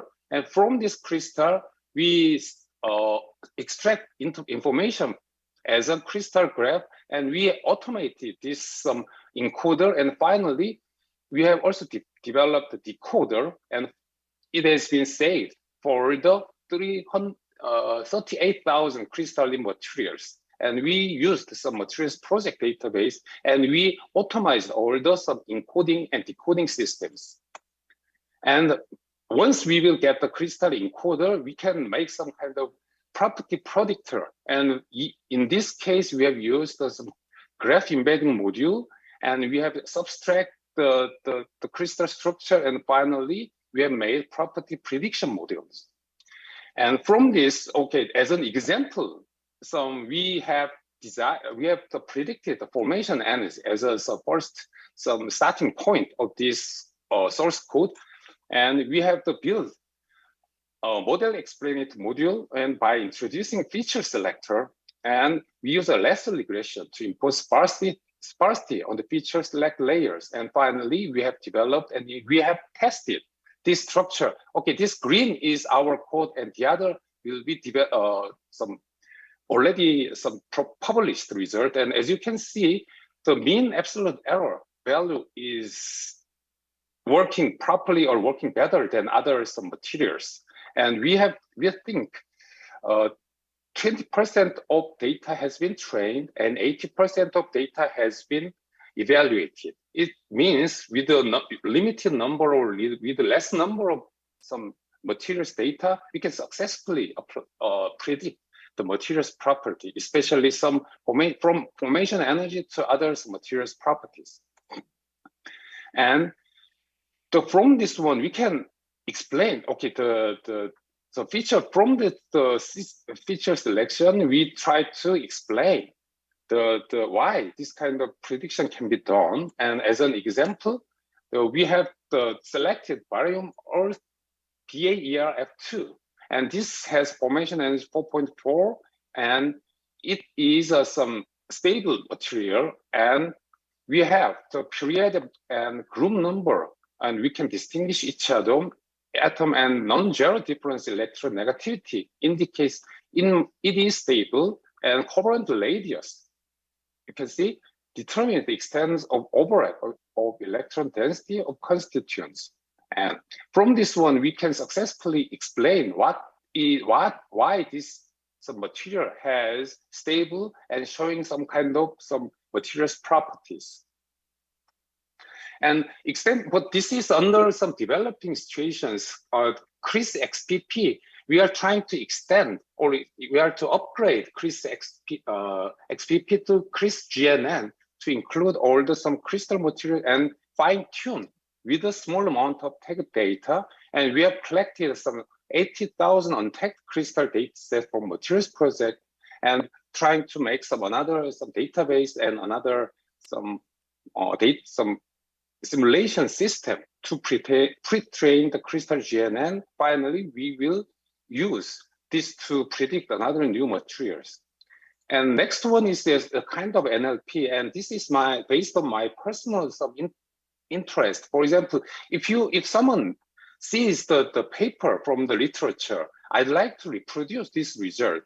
But if there are so many different papers, it's very difficult to type to prepare some input parameters or some crystal structure. From this method, we have developed a very simple NLP method to prepare some input parameters and input systems from the literature. For example, some calculation method, this code automatically extract the important data or important input parameters and automatically convert this data into the input file.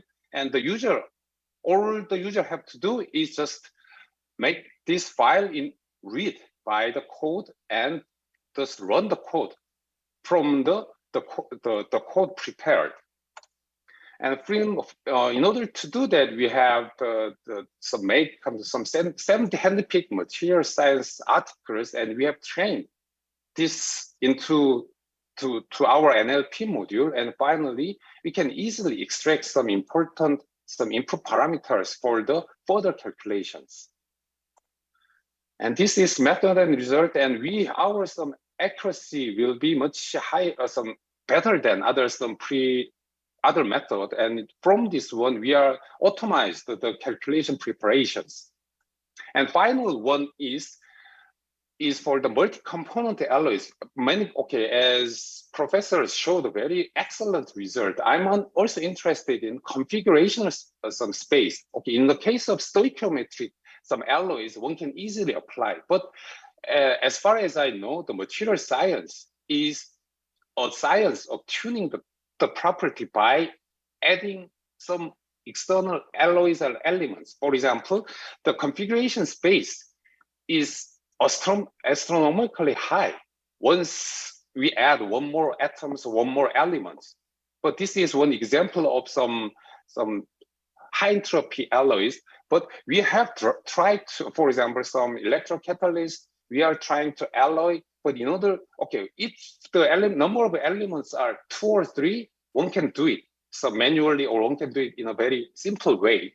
But if we have to try, if we add 3 to 5, 6 elements, the number of configuration considered is 10 to 100 and 10 to 200. In this case, the traditional method cannot be applied, and we have developed the machine learning method, especially compressive sensing with some IRLS method. And from this, we can tackle some multi-component alloys. This is one the basic idea is by using some lattice-based model. Let's think about the 2-side, 3-side, 4-side, so 5-side or several sides interactions, and let's try to build some interaction data for some multi-component alloys. And by using this one, we have some machine learn, some algorithm, because the conventional method cannot be tackled. And from this, we have some designed and L1 norm, LS algorithm and compressive sensing, and we have some applied compressive sensing method. And this is the result. For the binary, there is no such the advanced or achievements, but the ternary or quaternary, our machine learning based method is at least 2 times or 3 times. And in some case, we have also tested quaternary system. We can accelerate at least 10 times speed in the case of some multi-component alloys. But this test system is only for the metal system, but we have tried some compound system having some fixed stoichiometry with some dopant or different alloying elements. And from this, I believe one of the big challenge of machine learning algorithm is to find the configuration interactions. And we have successfully developed, and this paper is under reviewing from the paper. And this is, thank you. This is selected result has been done in IKSD. If someone is interested in collaborating with us, please don't hesitate contacting us. I'm happily coordinate the work between India and Korea. Thank you for your attention.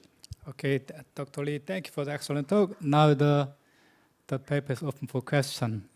Is there any question, please?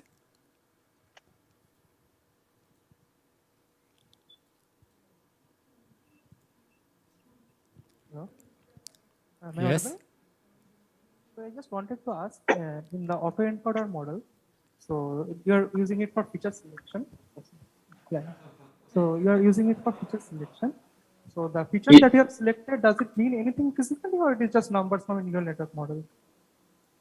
Sorry, I cannot hear you. Please speak loud. Okay. In the autoencoder model, yes, you are using it for feature selection. Yes. So, features that you select, those features mean anything physically, or those are just some numbers from the neural network model? First, we have based on some physical ideas. For example, some electronegativity or some kind of some covalent radius from the atomic some data sets. Thank you. Yes, Professor Han. Okay, Dr. Lee, thank you for the interesting talk. Can you hear me? Yes, I can hear you. Okay, so I have a question about your last part. So using this compressed sensing, you are able to reduce your training set size for the multi-component system significantly. Yes. Could you explain a little bit more about how this idea works? I cannot catch your questions. And I mean, but yeah, how could yes. you? So that means for even for the smaller training set, you were able to get the you can predict the energy as accurately as the large training set. That's what you mean by that compressed sensing, right? Okay, honestly saying, we have tried so many different algorithms. And among them, we found one example, okay, compressive sensing shows the best result. It's kind of some brute force things. But we also tried other algorithms, but okay, compared to other algorithms, compressive sensing shows the best one. And we are trying to, okay, honestly saying, we are trying to understand why compressive sensing works better than other algorithms. But as you know, the machine learning algorithm is like some black box. We have to physically interpret why for this system. Okay, thank you. All right, thank you, Dr. Lee. Okay, let me move on to next. Thank you very much. Our next speaker will be Prosenjit Sen from the Harish Chandra Research Institute in Prayagraj, India. The topic of his talk, the title is Machine Learning Assisted Hierarchical Filtering to Identify Novel Magnetic Materials. Thank you. That's for the talk and 5 minutes for the discussion.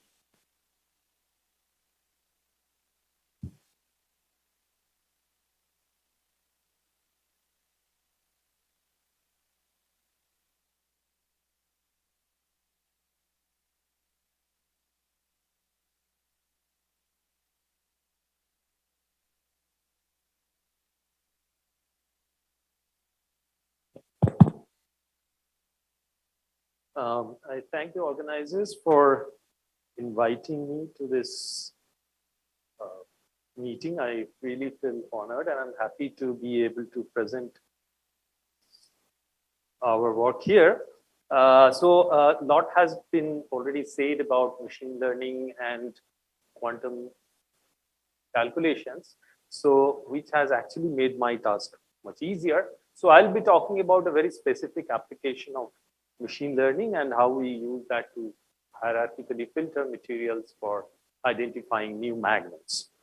Now, when you think about magnets, I mean, there are, if you count, there are of the order of 10 to the 5 experimentally verified inorganic materials. For example, you will find in something like ICSD. And but if you ask how many materials have any magnetic order at non-zero temperatures, that's only a small fraction of that. And then if you want to use these magnets in practical applications, they have to have transition temperatures that are significantly higher than the room temperature, and the ballpark number is 600 Kelvin. And there are very few magnets which have TC higher than 600 Kelvin. On top of that, certain applications require hard magnets, also called the permanent magnets, which sort of get that property from something called anisotropy energy. So these magnets, these permanent magnets, have large anisotropy energy. And in many of the applications, as Tanushree pointed out in her talk, that this neodymium and samarium based alloys, they are used as permanent magnets, and these are critical rare earth elements.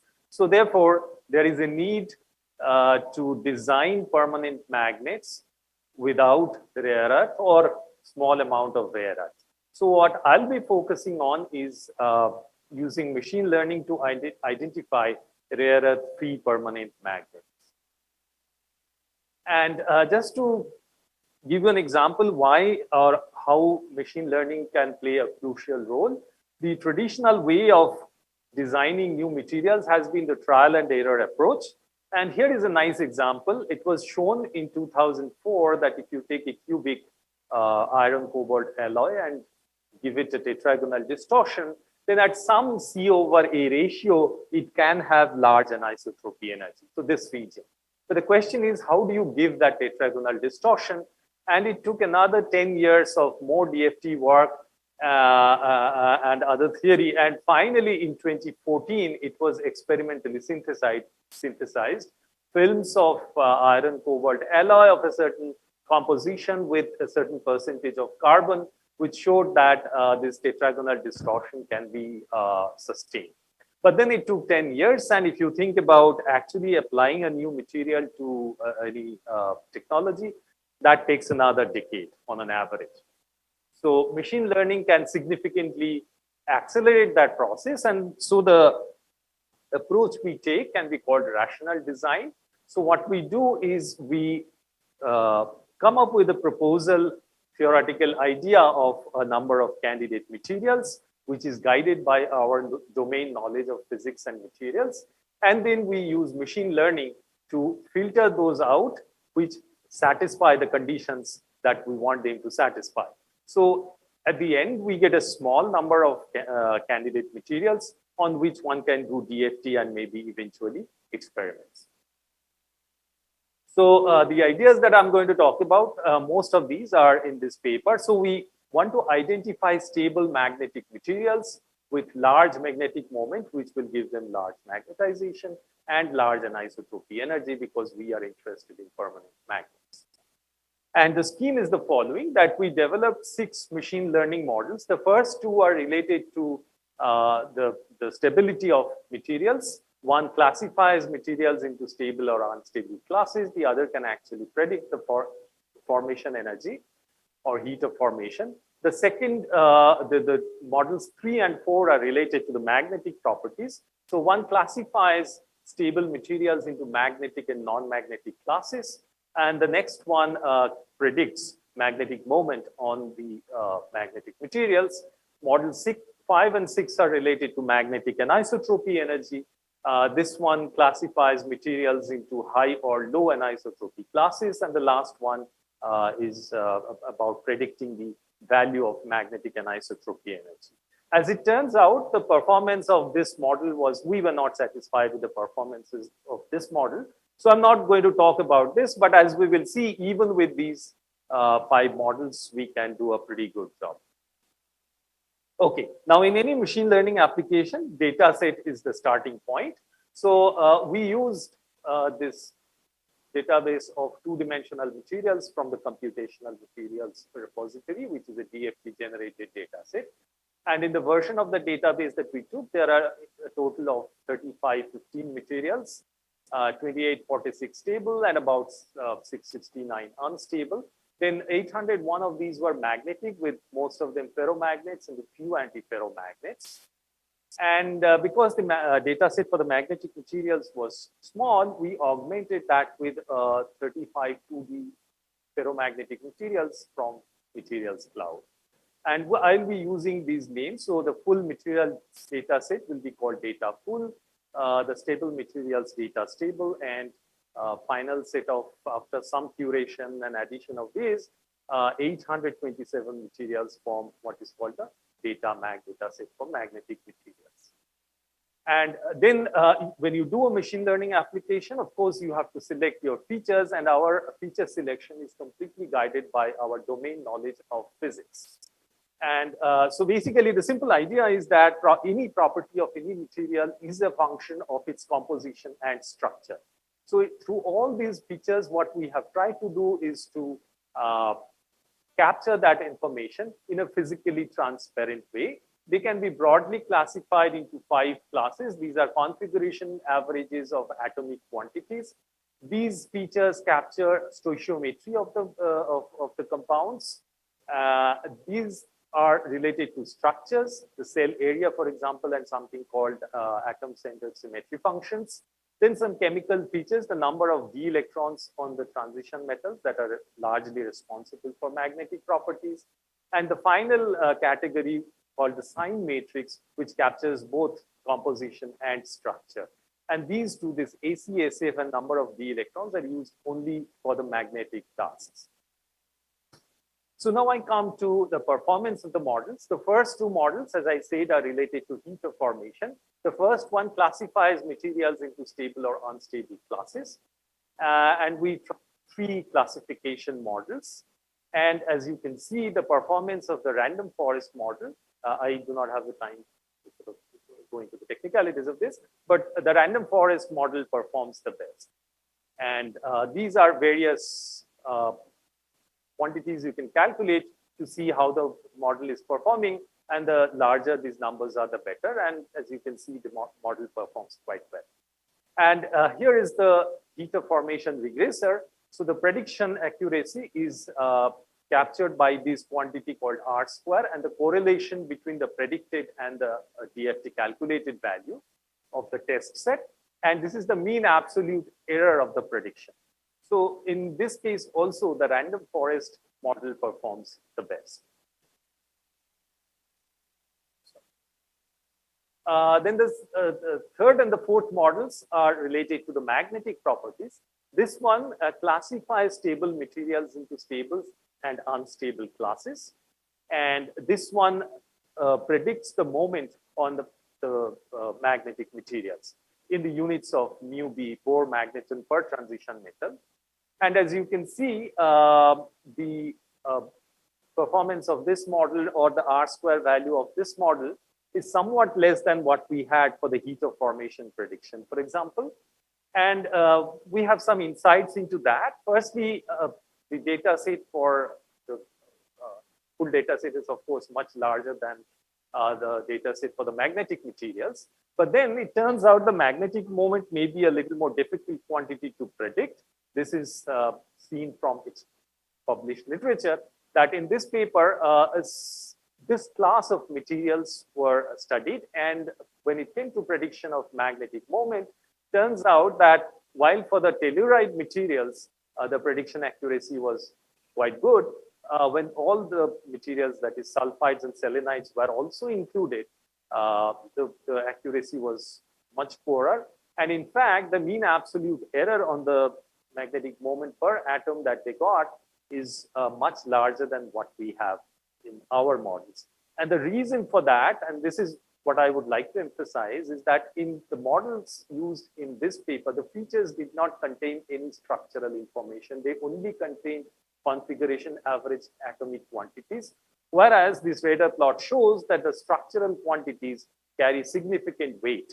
So this line is how far it comes to on this line is a measure of how much weightage that feature has, and you can see that structural features have significant weight.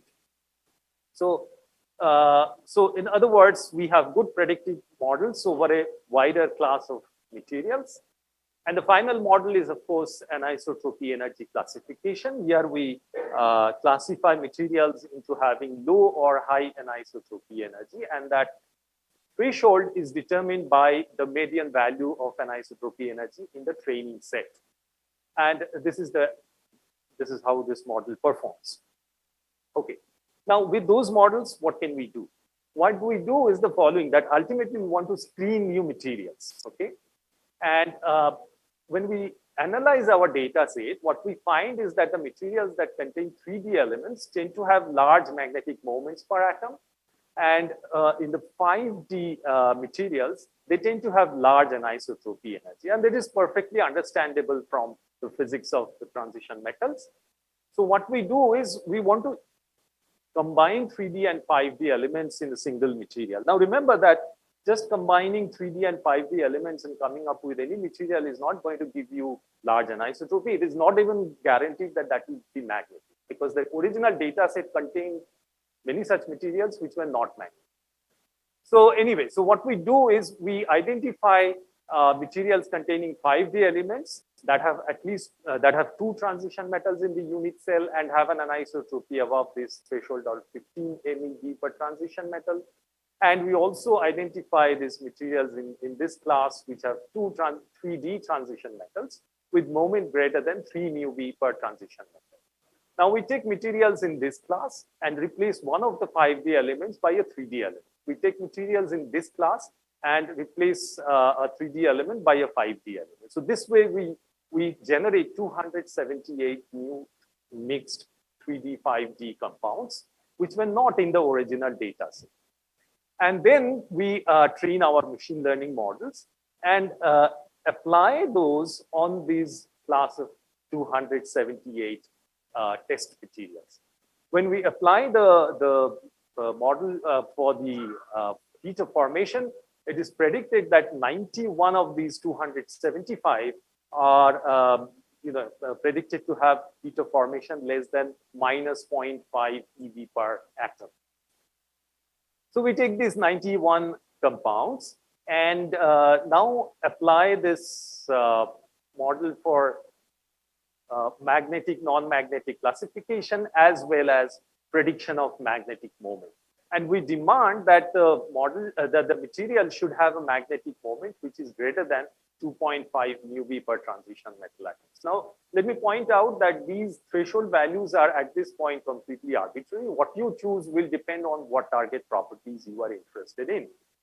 So it turns out that out of these 91 stable materials which were predicted to be stable, 31 were predicted to have moment that is greater than 2.5 MeV per transition metal. So now we apply the model that classifies materials into high or low magnetic anisotropy classes, and 10 of these are predicted to have anisotropy that is high, that is greater than the median value in the training set. So starting from 278 materials, we end up with a list of 10 materials which are predicted to be stable, magnetic with magnetic moment greater than 2.5 or magneton per transition metal, and which are also predicted to have large anisotropy. Okay, now what do we gain? Now, what we gain here is that if one were to do a full DFT for all of these on these 278 materials and compare that to the machine learning exercise, turns out that it's an order of magnitude less expensive computation. Now, predictions are fine, but how do they compare with actual calculations? So what we did was we did finally DFT calculations on the materials that were predicted to satisfy all these properties. And it turns out that finally, we identified 7 materials that are, actually satisfy all these properties. And they all have heat of formation less than minus 0.5, except this one. And they all have large anisotropy, whether positive and negative. And this one is particularly interesting because a negative anisotropy energy indicates an easy axis anisotropy. We also checked how the models are doing in discarding the materials that as not promising. So we randomly selected 10 of the materials that were discarded by our models, and that is which were predicted to have moment that is smaller than 2.5 MeV per transition metal. And it turns out that except for this one, all the others indeed are found to have small moments in our DFT calculations. So both in terms of selecting materials and discarding materials, the models are performing well. So we did this exercise on 2D materials, but then the question is, can you generalize or can you apply a similar approach to 3D bulk magnets? And this is an exercise we are doing right now. It's almost complete except for one last bit. So again, what we did was stability classification and formation energy prediction on a, based on a data set of 3D bulk magnetic materials. And as you can see, these parameters show that these models are performing quite well. In fact, the mean absolute error on this quantity is much better on for this class of 3D materials than what we had for the 2D materials. And in fact, in this case, we used neural network and random forest to do these tasks. And again, the random forest works better than the neural network. So then again, we do magnetic, non-magnetic classification and magnetization prediction. And the magnetization prediction is again, this accuracy is better than what we had for the 2D materials. And these results are also quite satisfactory. in addition to what we had done earlier, we also do an easy axis, easy plane classification, because many applications for permanent magnets require magnets to have easy axis anisotropy. So again, this model also performs quite well. And in fact, finally, we come to this high anisotropy, low anisotropy energy classification. And this model performs roughly at the same level of accuracy that we had in case of 2D materials. So with that, the summary is that we have successfully screened 2D materials, find the stable ones with magnetic moment greater than some threshold and large anisotropy energy. And we are working on 3D materials. In addition to these above tasks, we are able to classify them into easy axis and easy plane anisotropy. These models perform satisfactorily, and we are checking these models on the 3D materials. We are checking their predictions against DFT. And finally, one would like to have some experimental verification of these new materials. So I would, of course, thank you for your attention. And I would also like to mention that we are also working on other problems where we are trying to apply machine learning. So later on, I can have discussion on that. Thank you very much. Thank you very much for the talk. Any questions? Questions, comments from the Korean side first? Yes, we have. Okay. Okay, thank you for the interesting talk. I have a question about your descriptor in your machine learning model. So you have chosen a list of the descriptors. So which one was, or several of them were important in predicting this magnetic anisotropy? Can you point out? Yeah, okay. Yes, I mean, I don't have that details right now here, but what we did was we did calculate the importance of each one of these features because in random forest you can do that. So we did that in the random forest approach, and we do have a list of how important each one of these features are. Yes. Okay, thank you. Yeah. Any other question?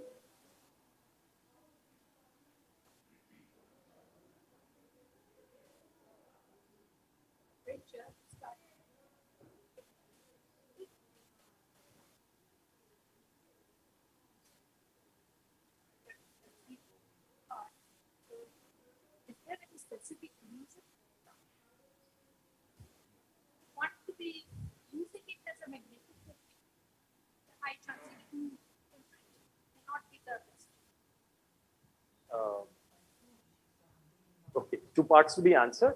The first one is that that was the first data set we got, so that's what we started using. And because it's a DFT data set, it doesn't have transition temperatures. Second part is that although yes, 2D magnets typically have smaller transition temperatures compared to the bulk, but even if you have relatively low temperatures, 2D magnets are exciting in their own rights. So therefore, one would be interested in it. Thank you very much. We will take up the discussion later, but a token of appreciation for the wonderful lecture. Thank you very much. And for the next talk, Right, okay, thank you. Professor Okay. Tanushree to Let me introduce the Dr. Hyunju Jang, Director of Chemical Platform Technology, Division of Korea Research Institute of Chemical Technology, who is going to talk about data-driven design for high-performance thin solenoid-based thermoelectric material. Dr. Jang, please. Hi, I'm Hyunju Chang from Korea Research Institute of Chemical Technology. First of all, I would thank the organizers for nice workshop. Today, I'm going to talk about the data-driven search for the new materials in the thermoelectric materials applications. Yeah. In the data-driven research, I would suggest that the three key elements of the three key elements, such as the big data and AI algorithm and domain knowledge. Especially in the data in the material science, materials data usually have some limitations because of data. The materials data is small and diverse because of the various synthesis and evaluation method. So it's hard to build big data in the materials field. And moreover, in the data, especially experimental data in public, such as research journals, just shows that champion data. Because usually the researchers publish just successful data, and then dark result is turned out to be the unsuccessful story, usually stored in the private PC and in deep sleep. So in the data science, it's very important to include bad result, but in the research field, it's quite difficult to get that kind of the data. So it's a crucial difference between the social data and research data. Then today, I'm going to talk about the thermal electric materials. Then thermal electricity is one of the direct energy conversion of the heat into the electricity or the electricity into the heat. So thermal electric materials are known as best eco-friendly energy harvesting materials. And however, it's hard to develop the new thermal electric materials because of the thermal electric properties is the complexity of various physical properties. Usually, we use the figure of merit of GT to see that the thermal electric efficiency. Then GT is defined as like this form, a product of electric conductivity and thermal conductivity and Seebeck coefficients. However, in the most of the materials, the thermal conductivity and the electrical conductivity behaves similar behavior, so it's hard to determine the materials with the high GT values. So in this field, really, the new research, we need new research paradigms. So we start to use the data-driven research in this field. First, we focused on the thin selenide materials because thin selenide materials are good candidates for high temperature thermal electric materials around 800 Kelvin. Globally, 70% of heat, which is generated in the process of using primary energy, was wasted without being used.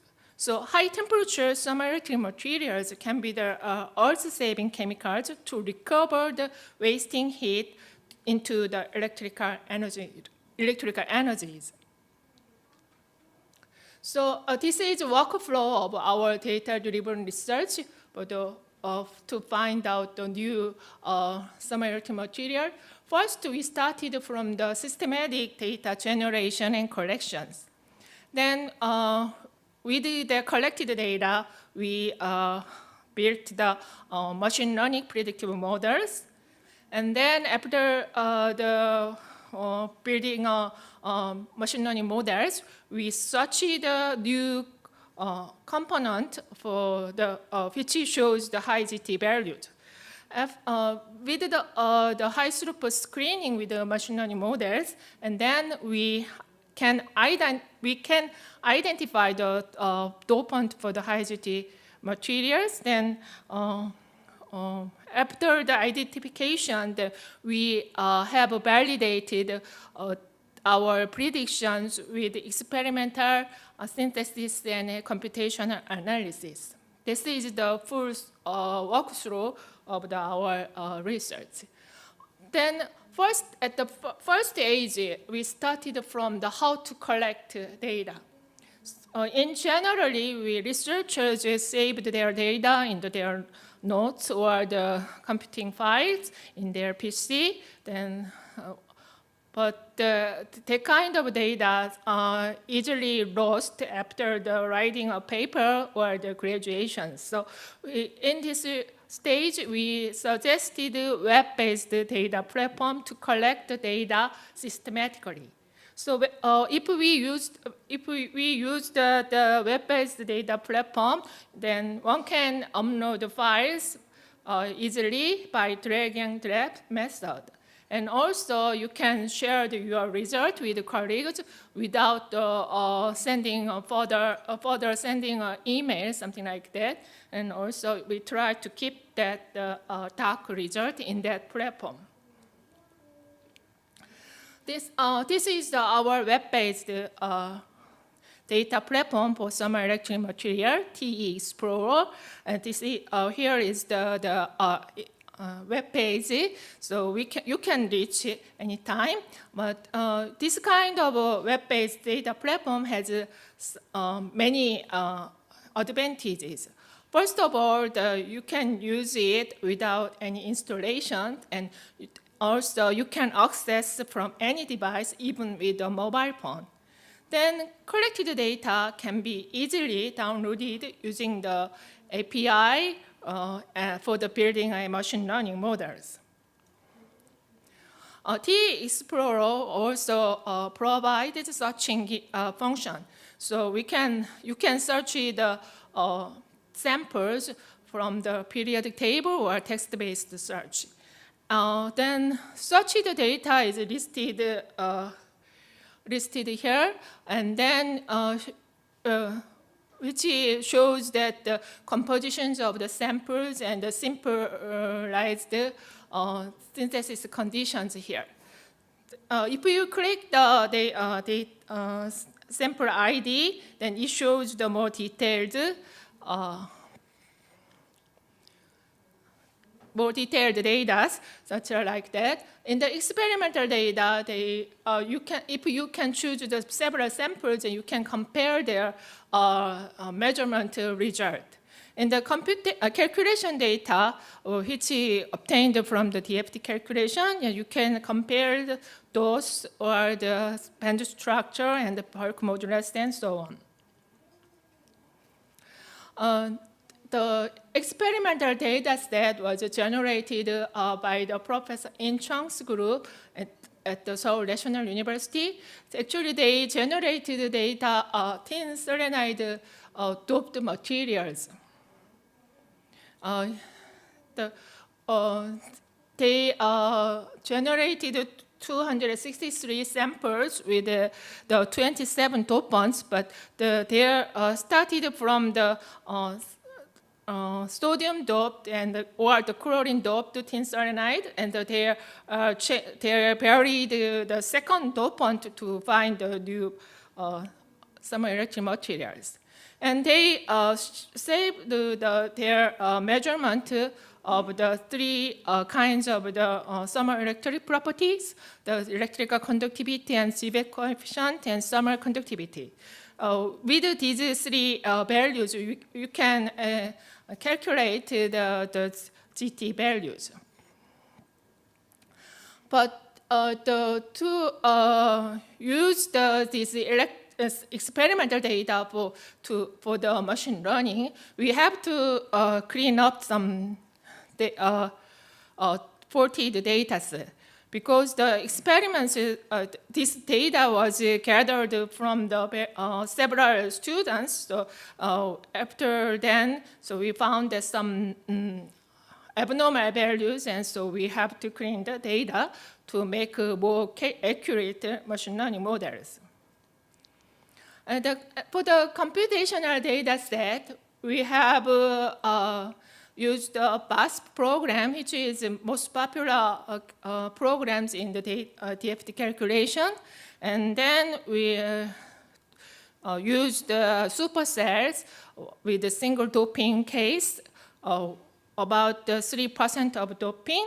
And so you can consider the three different kind of configurations of tin substitute, selenium substitute, and the interstitial site. And then for the data, so we took the data from the most stable structures. This is the machine learning we used. So actually, we have used the three different groups of features here to predict electrical conductivity and Seebeck coefficients and thermal conductivity separately. And here we used the gradient boost regression tree method. Even we tested several machine learning algorithms, but the XGBoost gave us the best result. This is the feature set which we used. We are grouping that these as basic information and elemental properties and electron structure properties. Electron structure properties obtained from the DFT calculations, so it includes the valence band maximum and the condenser band the minimum, something like that, and also including the band gaps and so on. We tested these groups because we want to see the extrapolations. Because the machine learning has some limitation in the extrapolation, so that is well known. So we have tested two models here. First one is we use the data excluding the vanadium doped data, and for the training, but then we predicted the vanadium doped data set. So it means the model one is the extrapolations. The second model is we use data set including only one vanadium doped data for training. Then we predict the data set including the vanadiums. So in this case, you can compare the extrapolation and the interpolations between two models. Here, if we use just the basic features of the composition and some experimental condition, then you can see that the extrapolation doesn't work very well compared to the interpolations. After including the elemental property and the electron structure property as descriptors, then the extrapolation improved improved a lot. So you can compare the first line and the second line here. So from this, we can say it's very crucial to include the electron structure descriptor from the calculation to predict the data set, predict the experimental data, especially it's unseen in the data set. Then after we're making the machine learning model to three separated predictive models, then we can predict the GT values according to that equation. Then we found that our model has the prediction accuracy with R square of 0.75, and it is over the high temperature regions. However, the machine learning doesn't consider the thermodynamic stability, which is important in the synthesis in the real experiments. So we have calculated a solubility limit from the DFT calculations. So we have calculated formation energy, and then from that we estimated the solubility limit. So these are the values of solubility limit all over the periodic table. And first we screened, high throughput screened with the machine learning models to find out high GT values. So with 59 the doping elements with the various doping rates. So we calculated GT values of about 2,000 and 800 candidates. So combining this ML screening with the solubility limit screening, finally we can suggest new dopants for high GT thin selenide-based materials. So this is our suggestion. We suggest 5 elements for second dopant for the thin selenide materials. Then this is the actual prediction of the electrical conductivity and high GT values. You can see that it shows that GT values more than 2 near the 800 Kelvin. The 3 of them, 3 of 5 we suggested, our suggestion is already reported from the previous literatures, but we found that new yttrium doped thin selenide, then we, the Professor In Chung's group finally success to synthesize this new yttrium doped thin selenide after our ML suggestion. Then we compared their real experimental measurement with the ML predictions, and you can see that very similar. So this was that is the conclusion of this research. So we started from the systematic data generation, and then finally we can suggest the new materials. That this work is recently published at the JAX.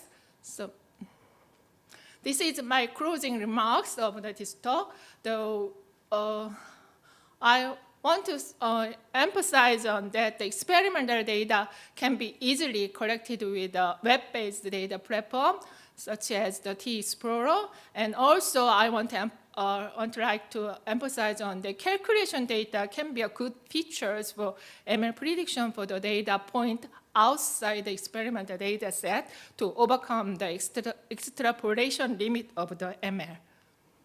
Then this work was done mainly by Dr. Jin-Ho Im and Dr. Yeri Yi and Dr. Seung-Hoon Jang in my group. And thank you for your attention. Right. Thank you, Dr. Jang, for excellent talk. Okay, now this talk is open for question. Let me invite a few questions, if any. Yes, please, Professor Han. Okay, thank you for the very interesting talk. I have a question about your web-based data platform, T-Explorer. Yeah. So, what is the characteristic or advantage, or something that the features that is advantageous for collecting the data? So, what kind of for example, interface, or what's the special in this T-Explorer? Special, actually, the T-Explorer doesn't need to store some data in your computer or some USB. So you just you can upload your directly from your instrument, or you can you directly uploaded from your instrument, and then also it provides some kind of visualization and comparison. That's the good, very strong point of the T-Explorer, I think, because you can see that the data anytime, even with your mobile phone, so you can compare the data between the other students' data. So it means the PI can see all the data simultaneously, even the experimentally done by the different students, something like that. Yeah. Thank you. Any question from the Indian side? Can I ask a question? Yes, please. Go ahead. Yeah, does this machine learning approach tells us what is the key features to get a good thermoelectric? That will be really useful. And many of the topological insulators actually has been predicted to be good thermoelectric. Can machine learning shed some light on this? Yeah, actually, we didn't include some kind of the structures of topological isolators, so I can say that point. I cannot answer that point. But however, that we examine the feature importance, then we could say there's some balance band maximum, and then.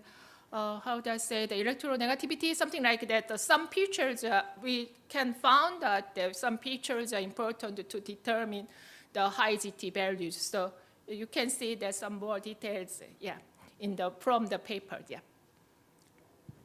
So any question there? Otherwise, okay. Now move on to next, please. Thank you for excellent talk, Dr. Jung.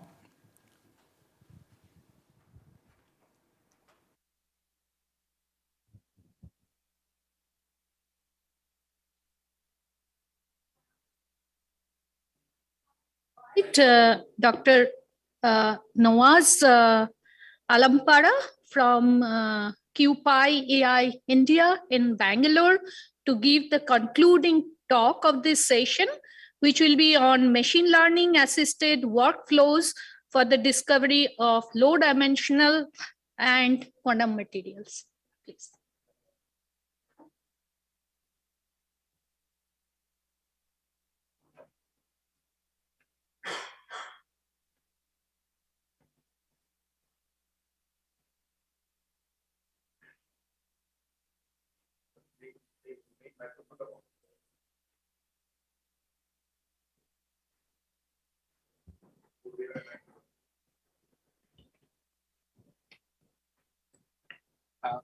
Okay.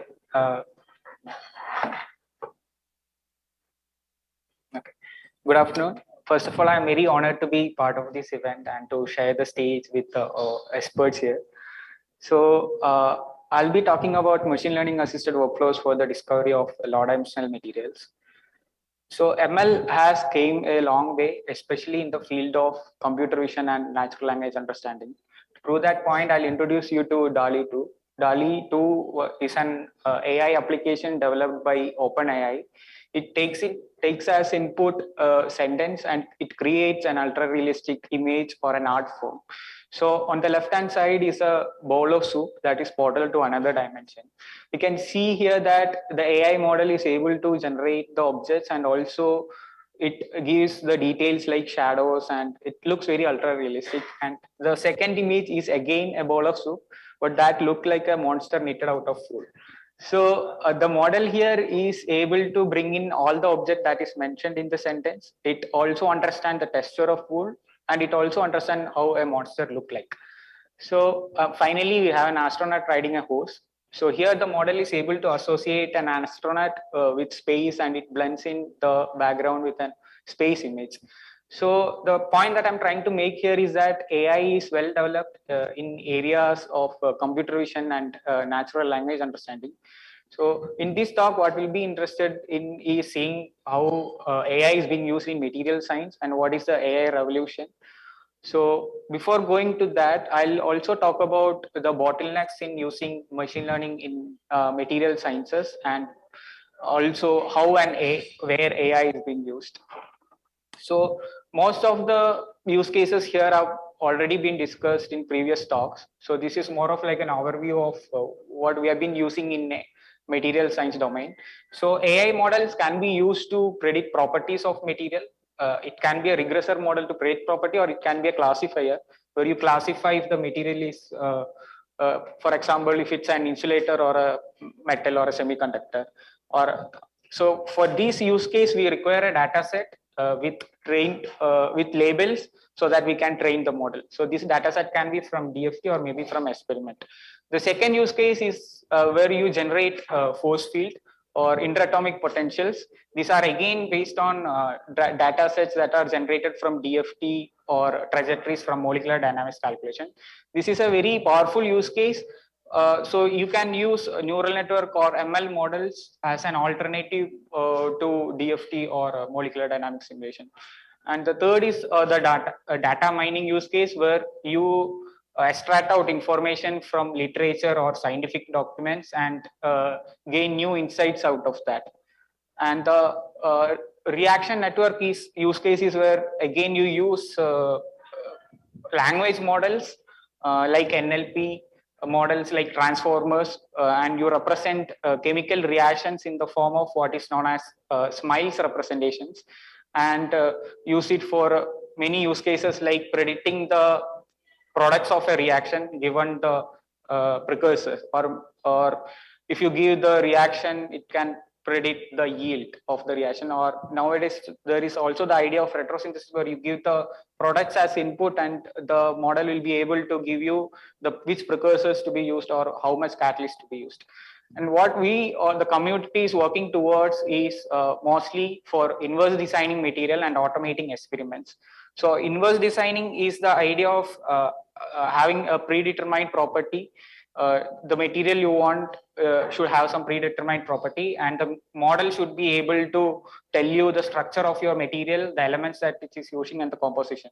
Finally, it's the automation of experiments from whatever previous experiments that you've been doing, and all the insights from other services. You can have experiments that are being automated. So I'll focus mostly on force field or interatomic potentials. So most of the computational research is revolved around this or on top of what is known as DFT relaxations or molecular dynamic calculations. And when you talk about DFT, it's most of the compute expensive part or the time consuming part is in the relaxation of structure. So you have your unrelaxed structure and you relax your structure to get the equilibrium positions of atom. So you can accelerate this part in using three of these ways. Either you could have your unrelaxed structure and the neural network model would give you the energies of your relaxed structure, but it's a tricky part here because the model has to understand the uncertainty pertaining to the unrelaxed structure. Otherwise, you could get your relaxed structure directly out of your model. Or the third one being the most general use case where you give the structure of your material and the model will predict you the energy. Forces are again just derivatives of energy with respect to positions, or in neural network model, it's a backpropagation. The another tool that we essentially used is molecular dynamic calculation. In classic, it can be classical force fields or ab initio calculations. And when it comes to classical force field, it's very scalable. You can use it to study a big system for a large amount of time. But the thing here is that you need to have a pre-computed force field already for the material, and which again is a tedious task. You either need to parameterize your force field with experiments or doing some first principle based calculation. Ab initio, on the other hand, doesn't require any force field pre-computer, but it's again in between. The energy computations are all DFT based calculation and it's not very scalable. So I started my talk with saying that computer vision and NLP have developed a lot, and what seems to be one of the major bottlenecks in material science is first the representation of materials, and secondly limited amount of data. So how to properly represent a material and what features to be used is an open problem till now, and also the limitation of data. When I come to my second part, when I talk about 2D materials, and in general, if we work on any class of materials which is a bit non-trivial, the limitation of data is always faced. So these are the general.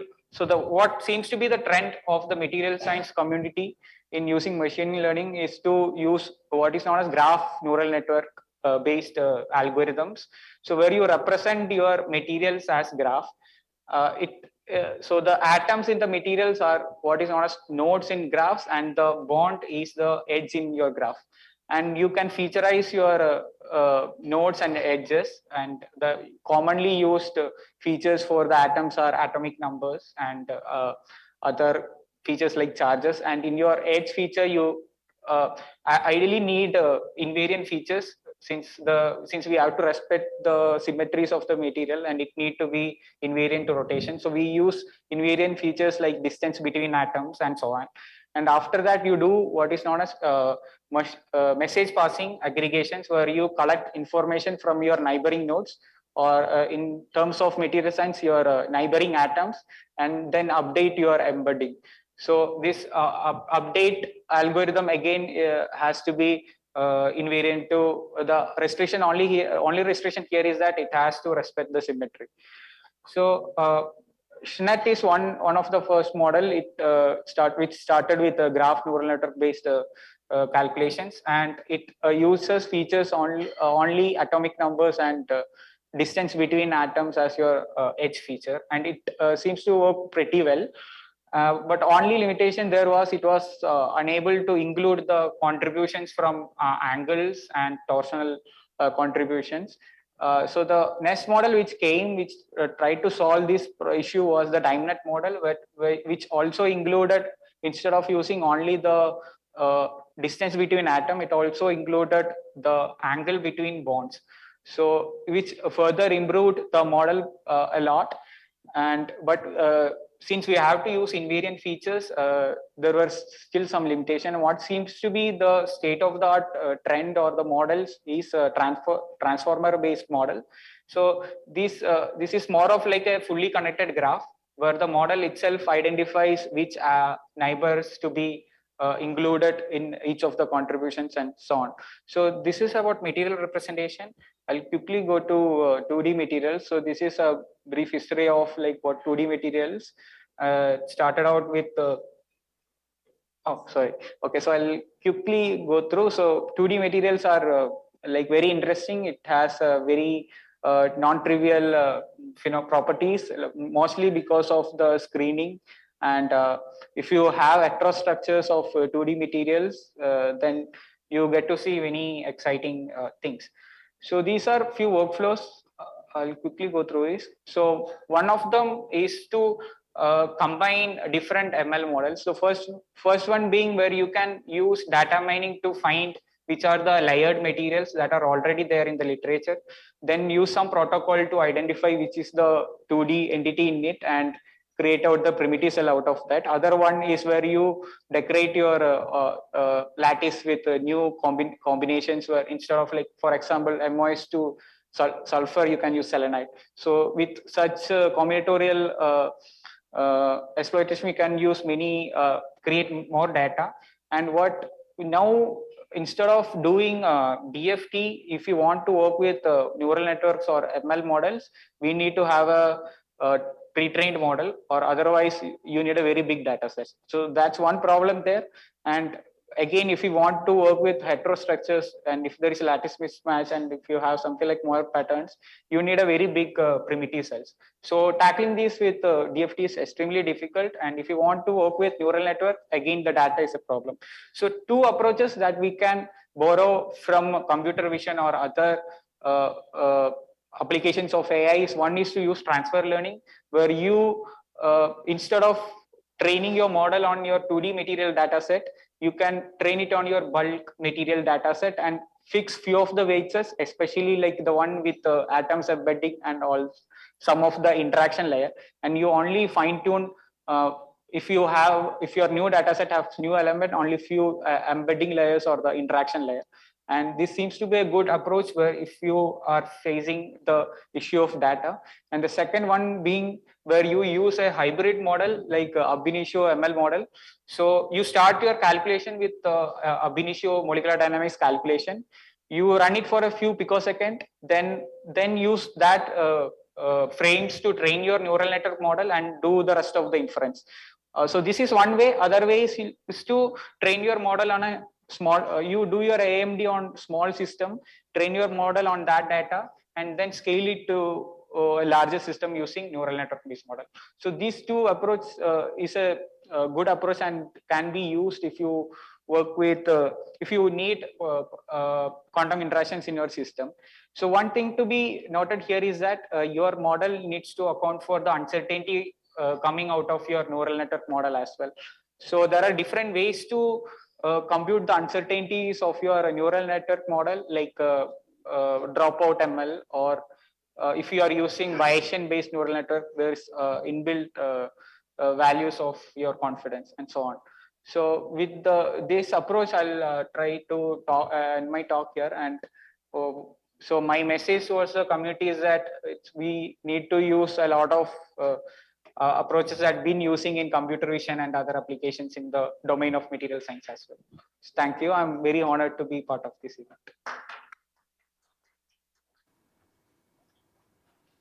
Thank you very much for this very nice overview talk. I think this was a very nice and appropriate one to conclude this session.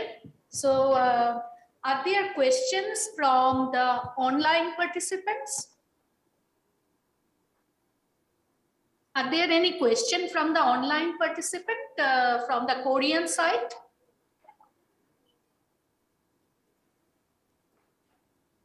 If that is not the case, are there questions from the offline? Yeah, please. I see 2 hands raised, so maybe one up. Hi, thank you for this nice talk. I just wanted to know about this SHNet and Diamond Net we're talking about. Yeah. So those are basically neural networks, right? Right. But they have the specialty of representing the chemical environment in a way that other convolutional network cannot work. Yes. So network like SNET and DIMET, it only takes in as input the atomic number and atomic number, and it doesn't require any other features. And what the model bring in first few layers of the convolution itself, the model tried to compute the features by its own. So the features that come from SNET in the first few convolutions is more of like a feature. So you don't need the structure, but we need the structure. The atomic. I think I suggest you discuss later because for the sake of time, I think during the lunch break you can detail the whole thing. Prashanjit, please. Yeah. Yeah.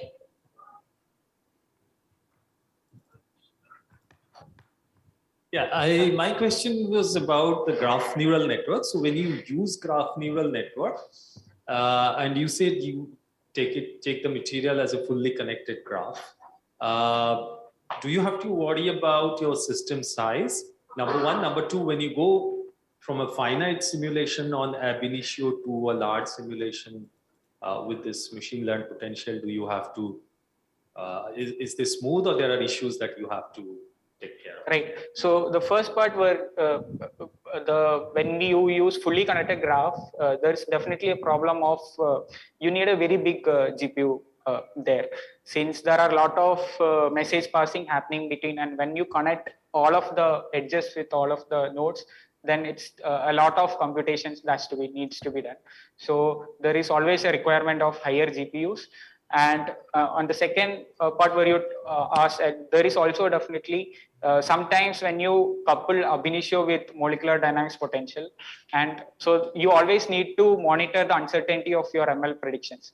And when you see that if the prediction score is low or if the confidence is low, you can again go back to doing your ab initio calculation and retrain your model. Okay, thank you. And I think for the sake of time, may I request to extend any discussion, any question you may have in the lunch break. And with that, it's my pleasant duty to honor the speaker. Thank you so much. Thank you. And there is another one for your colleague. Amlan. Thank you. Now I hand over the mic to the organizer. Well, so we have nicely 2 + 2, 4 sessions in day 1 and day 2. And it is the time to offer formal vote of thanks on behalf of the Academy, our Academy, by Lieutenant Colonel Shobhit Rai. Colonel Rai.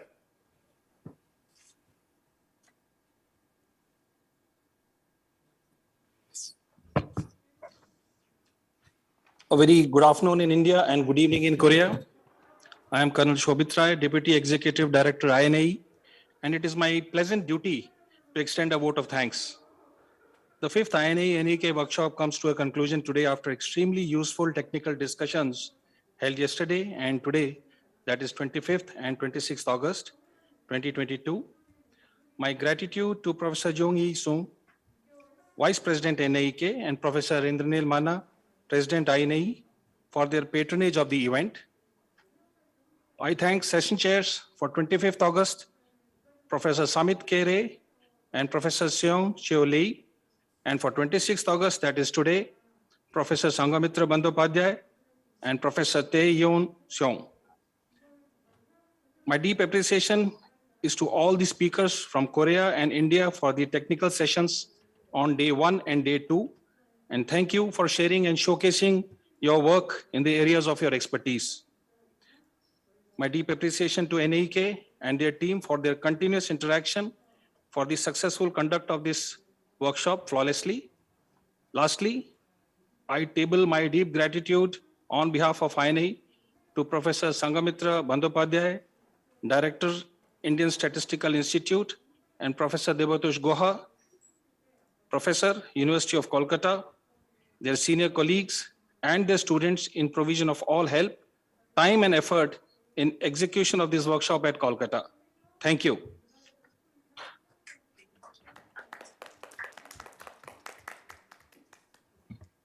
So thank you, Colonel Rai. So with the permission of our presidents, Professor Manna is already joined. Sir, can you please, well, I cannot see this screen. So I want to share one thing, just that right now our program is to hear the recommendations from both sides. Should I continue with that? Okay. Hello, can you wait for a minute? So we have to sort it out here. Okay, can you maybe 3, 2? Okay. Can you give me 2 minutes so we can start in 2 minutes? Is it okay? Yes, it's okay. Yes. After 2 minutes, we can start the recommendation. Okay, no problem. So we are holding it for 2 minutes. Thank you.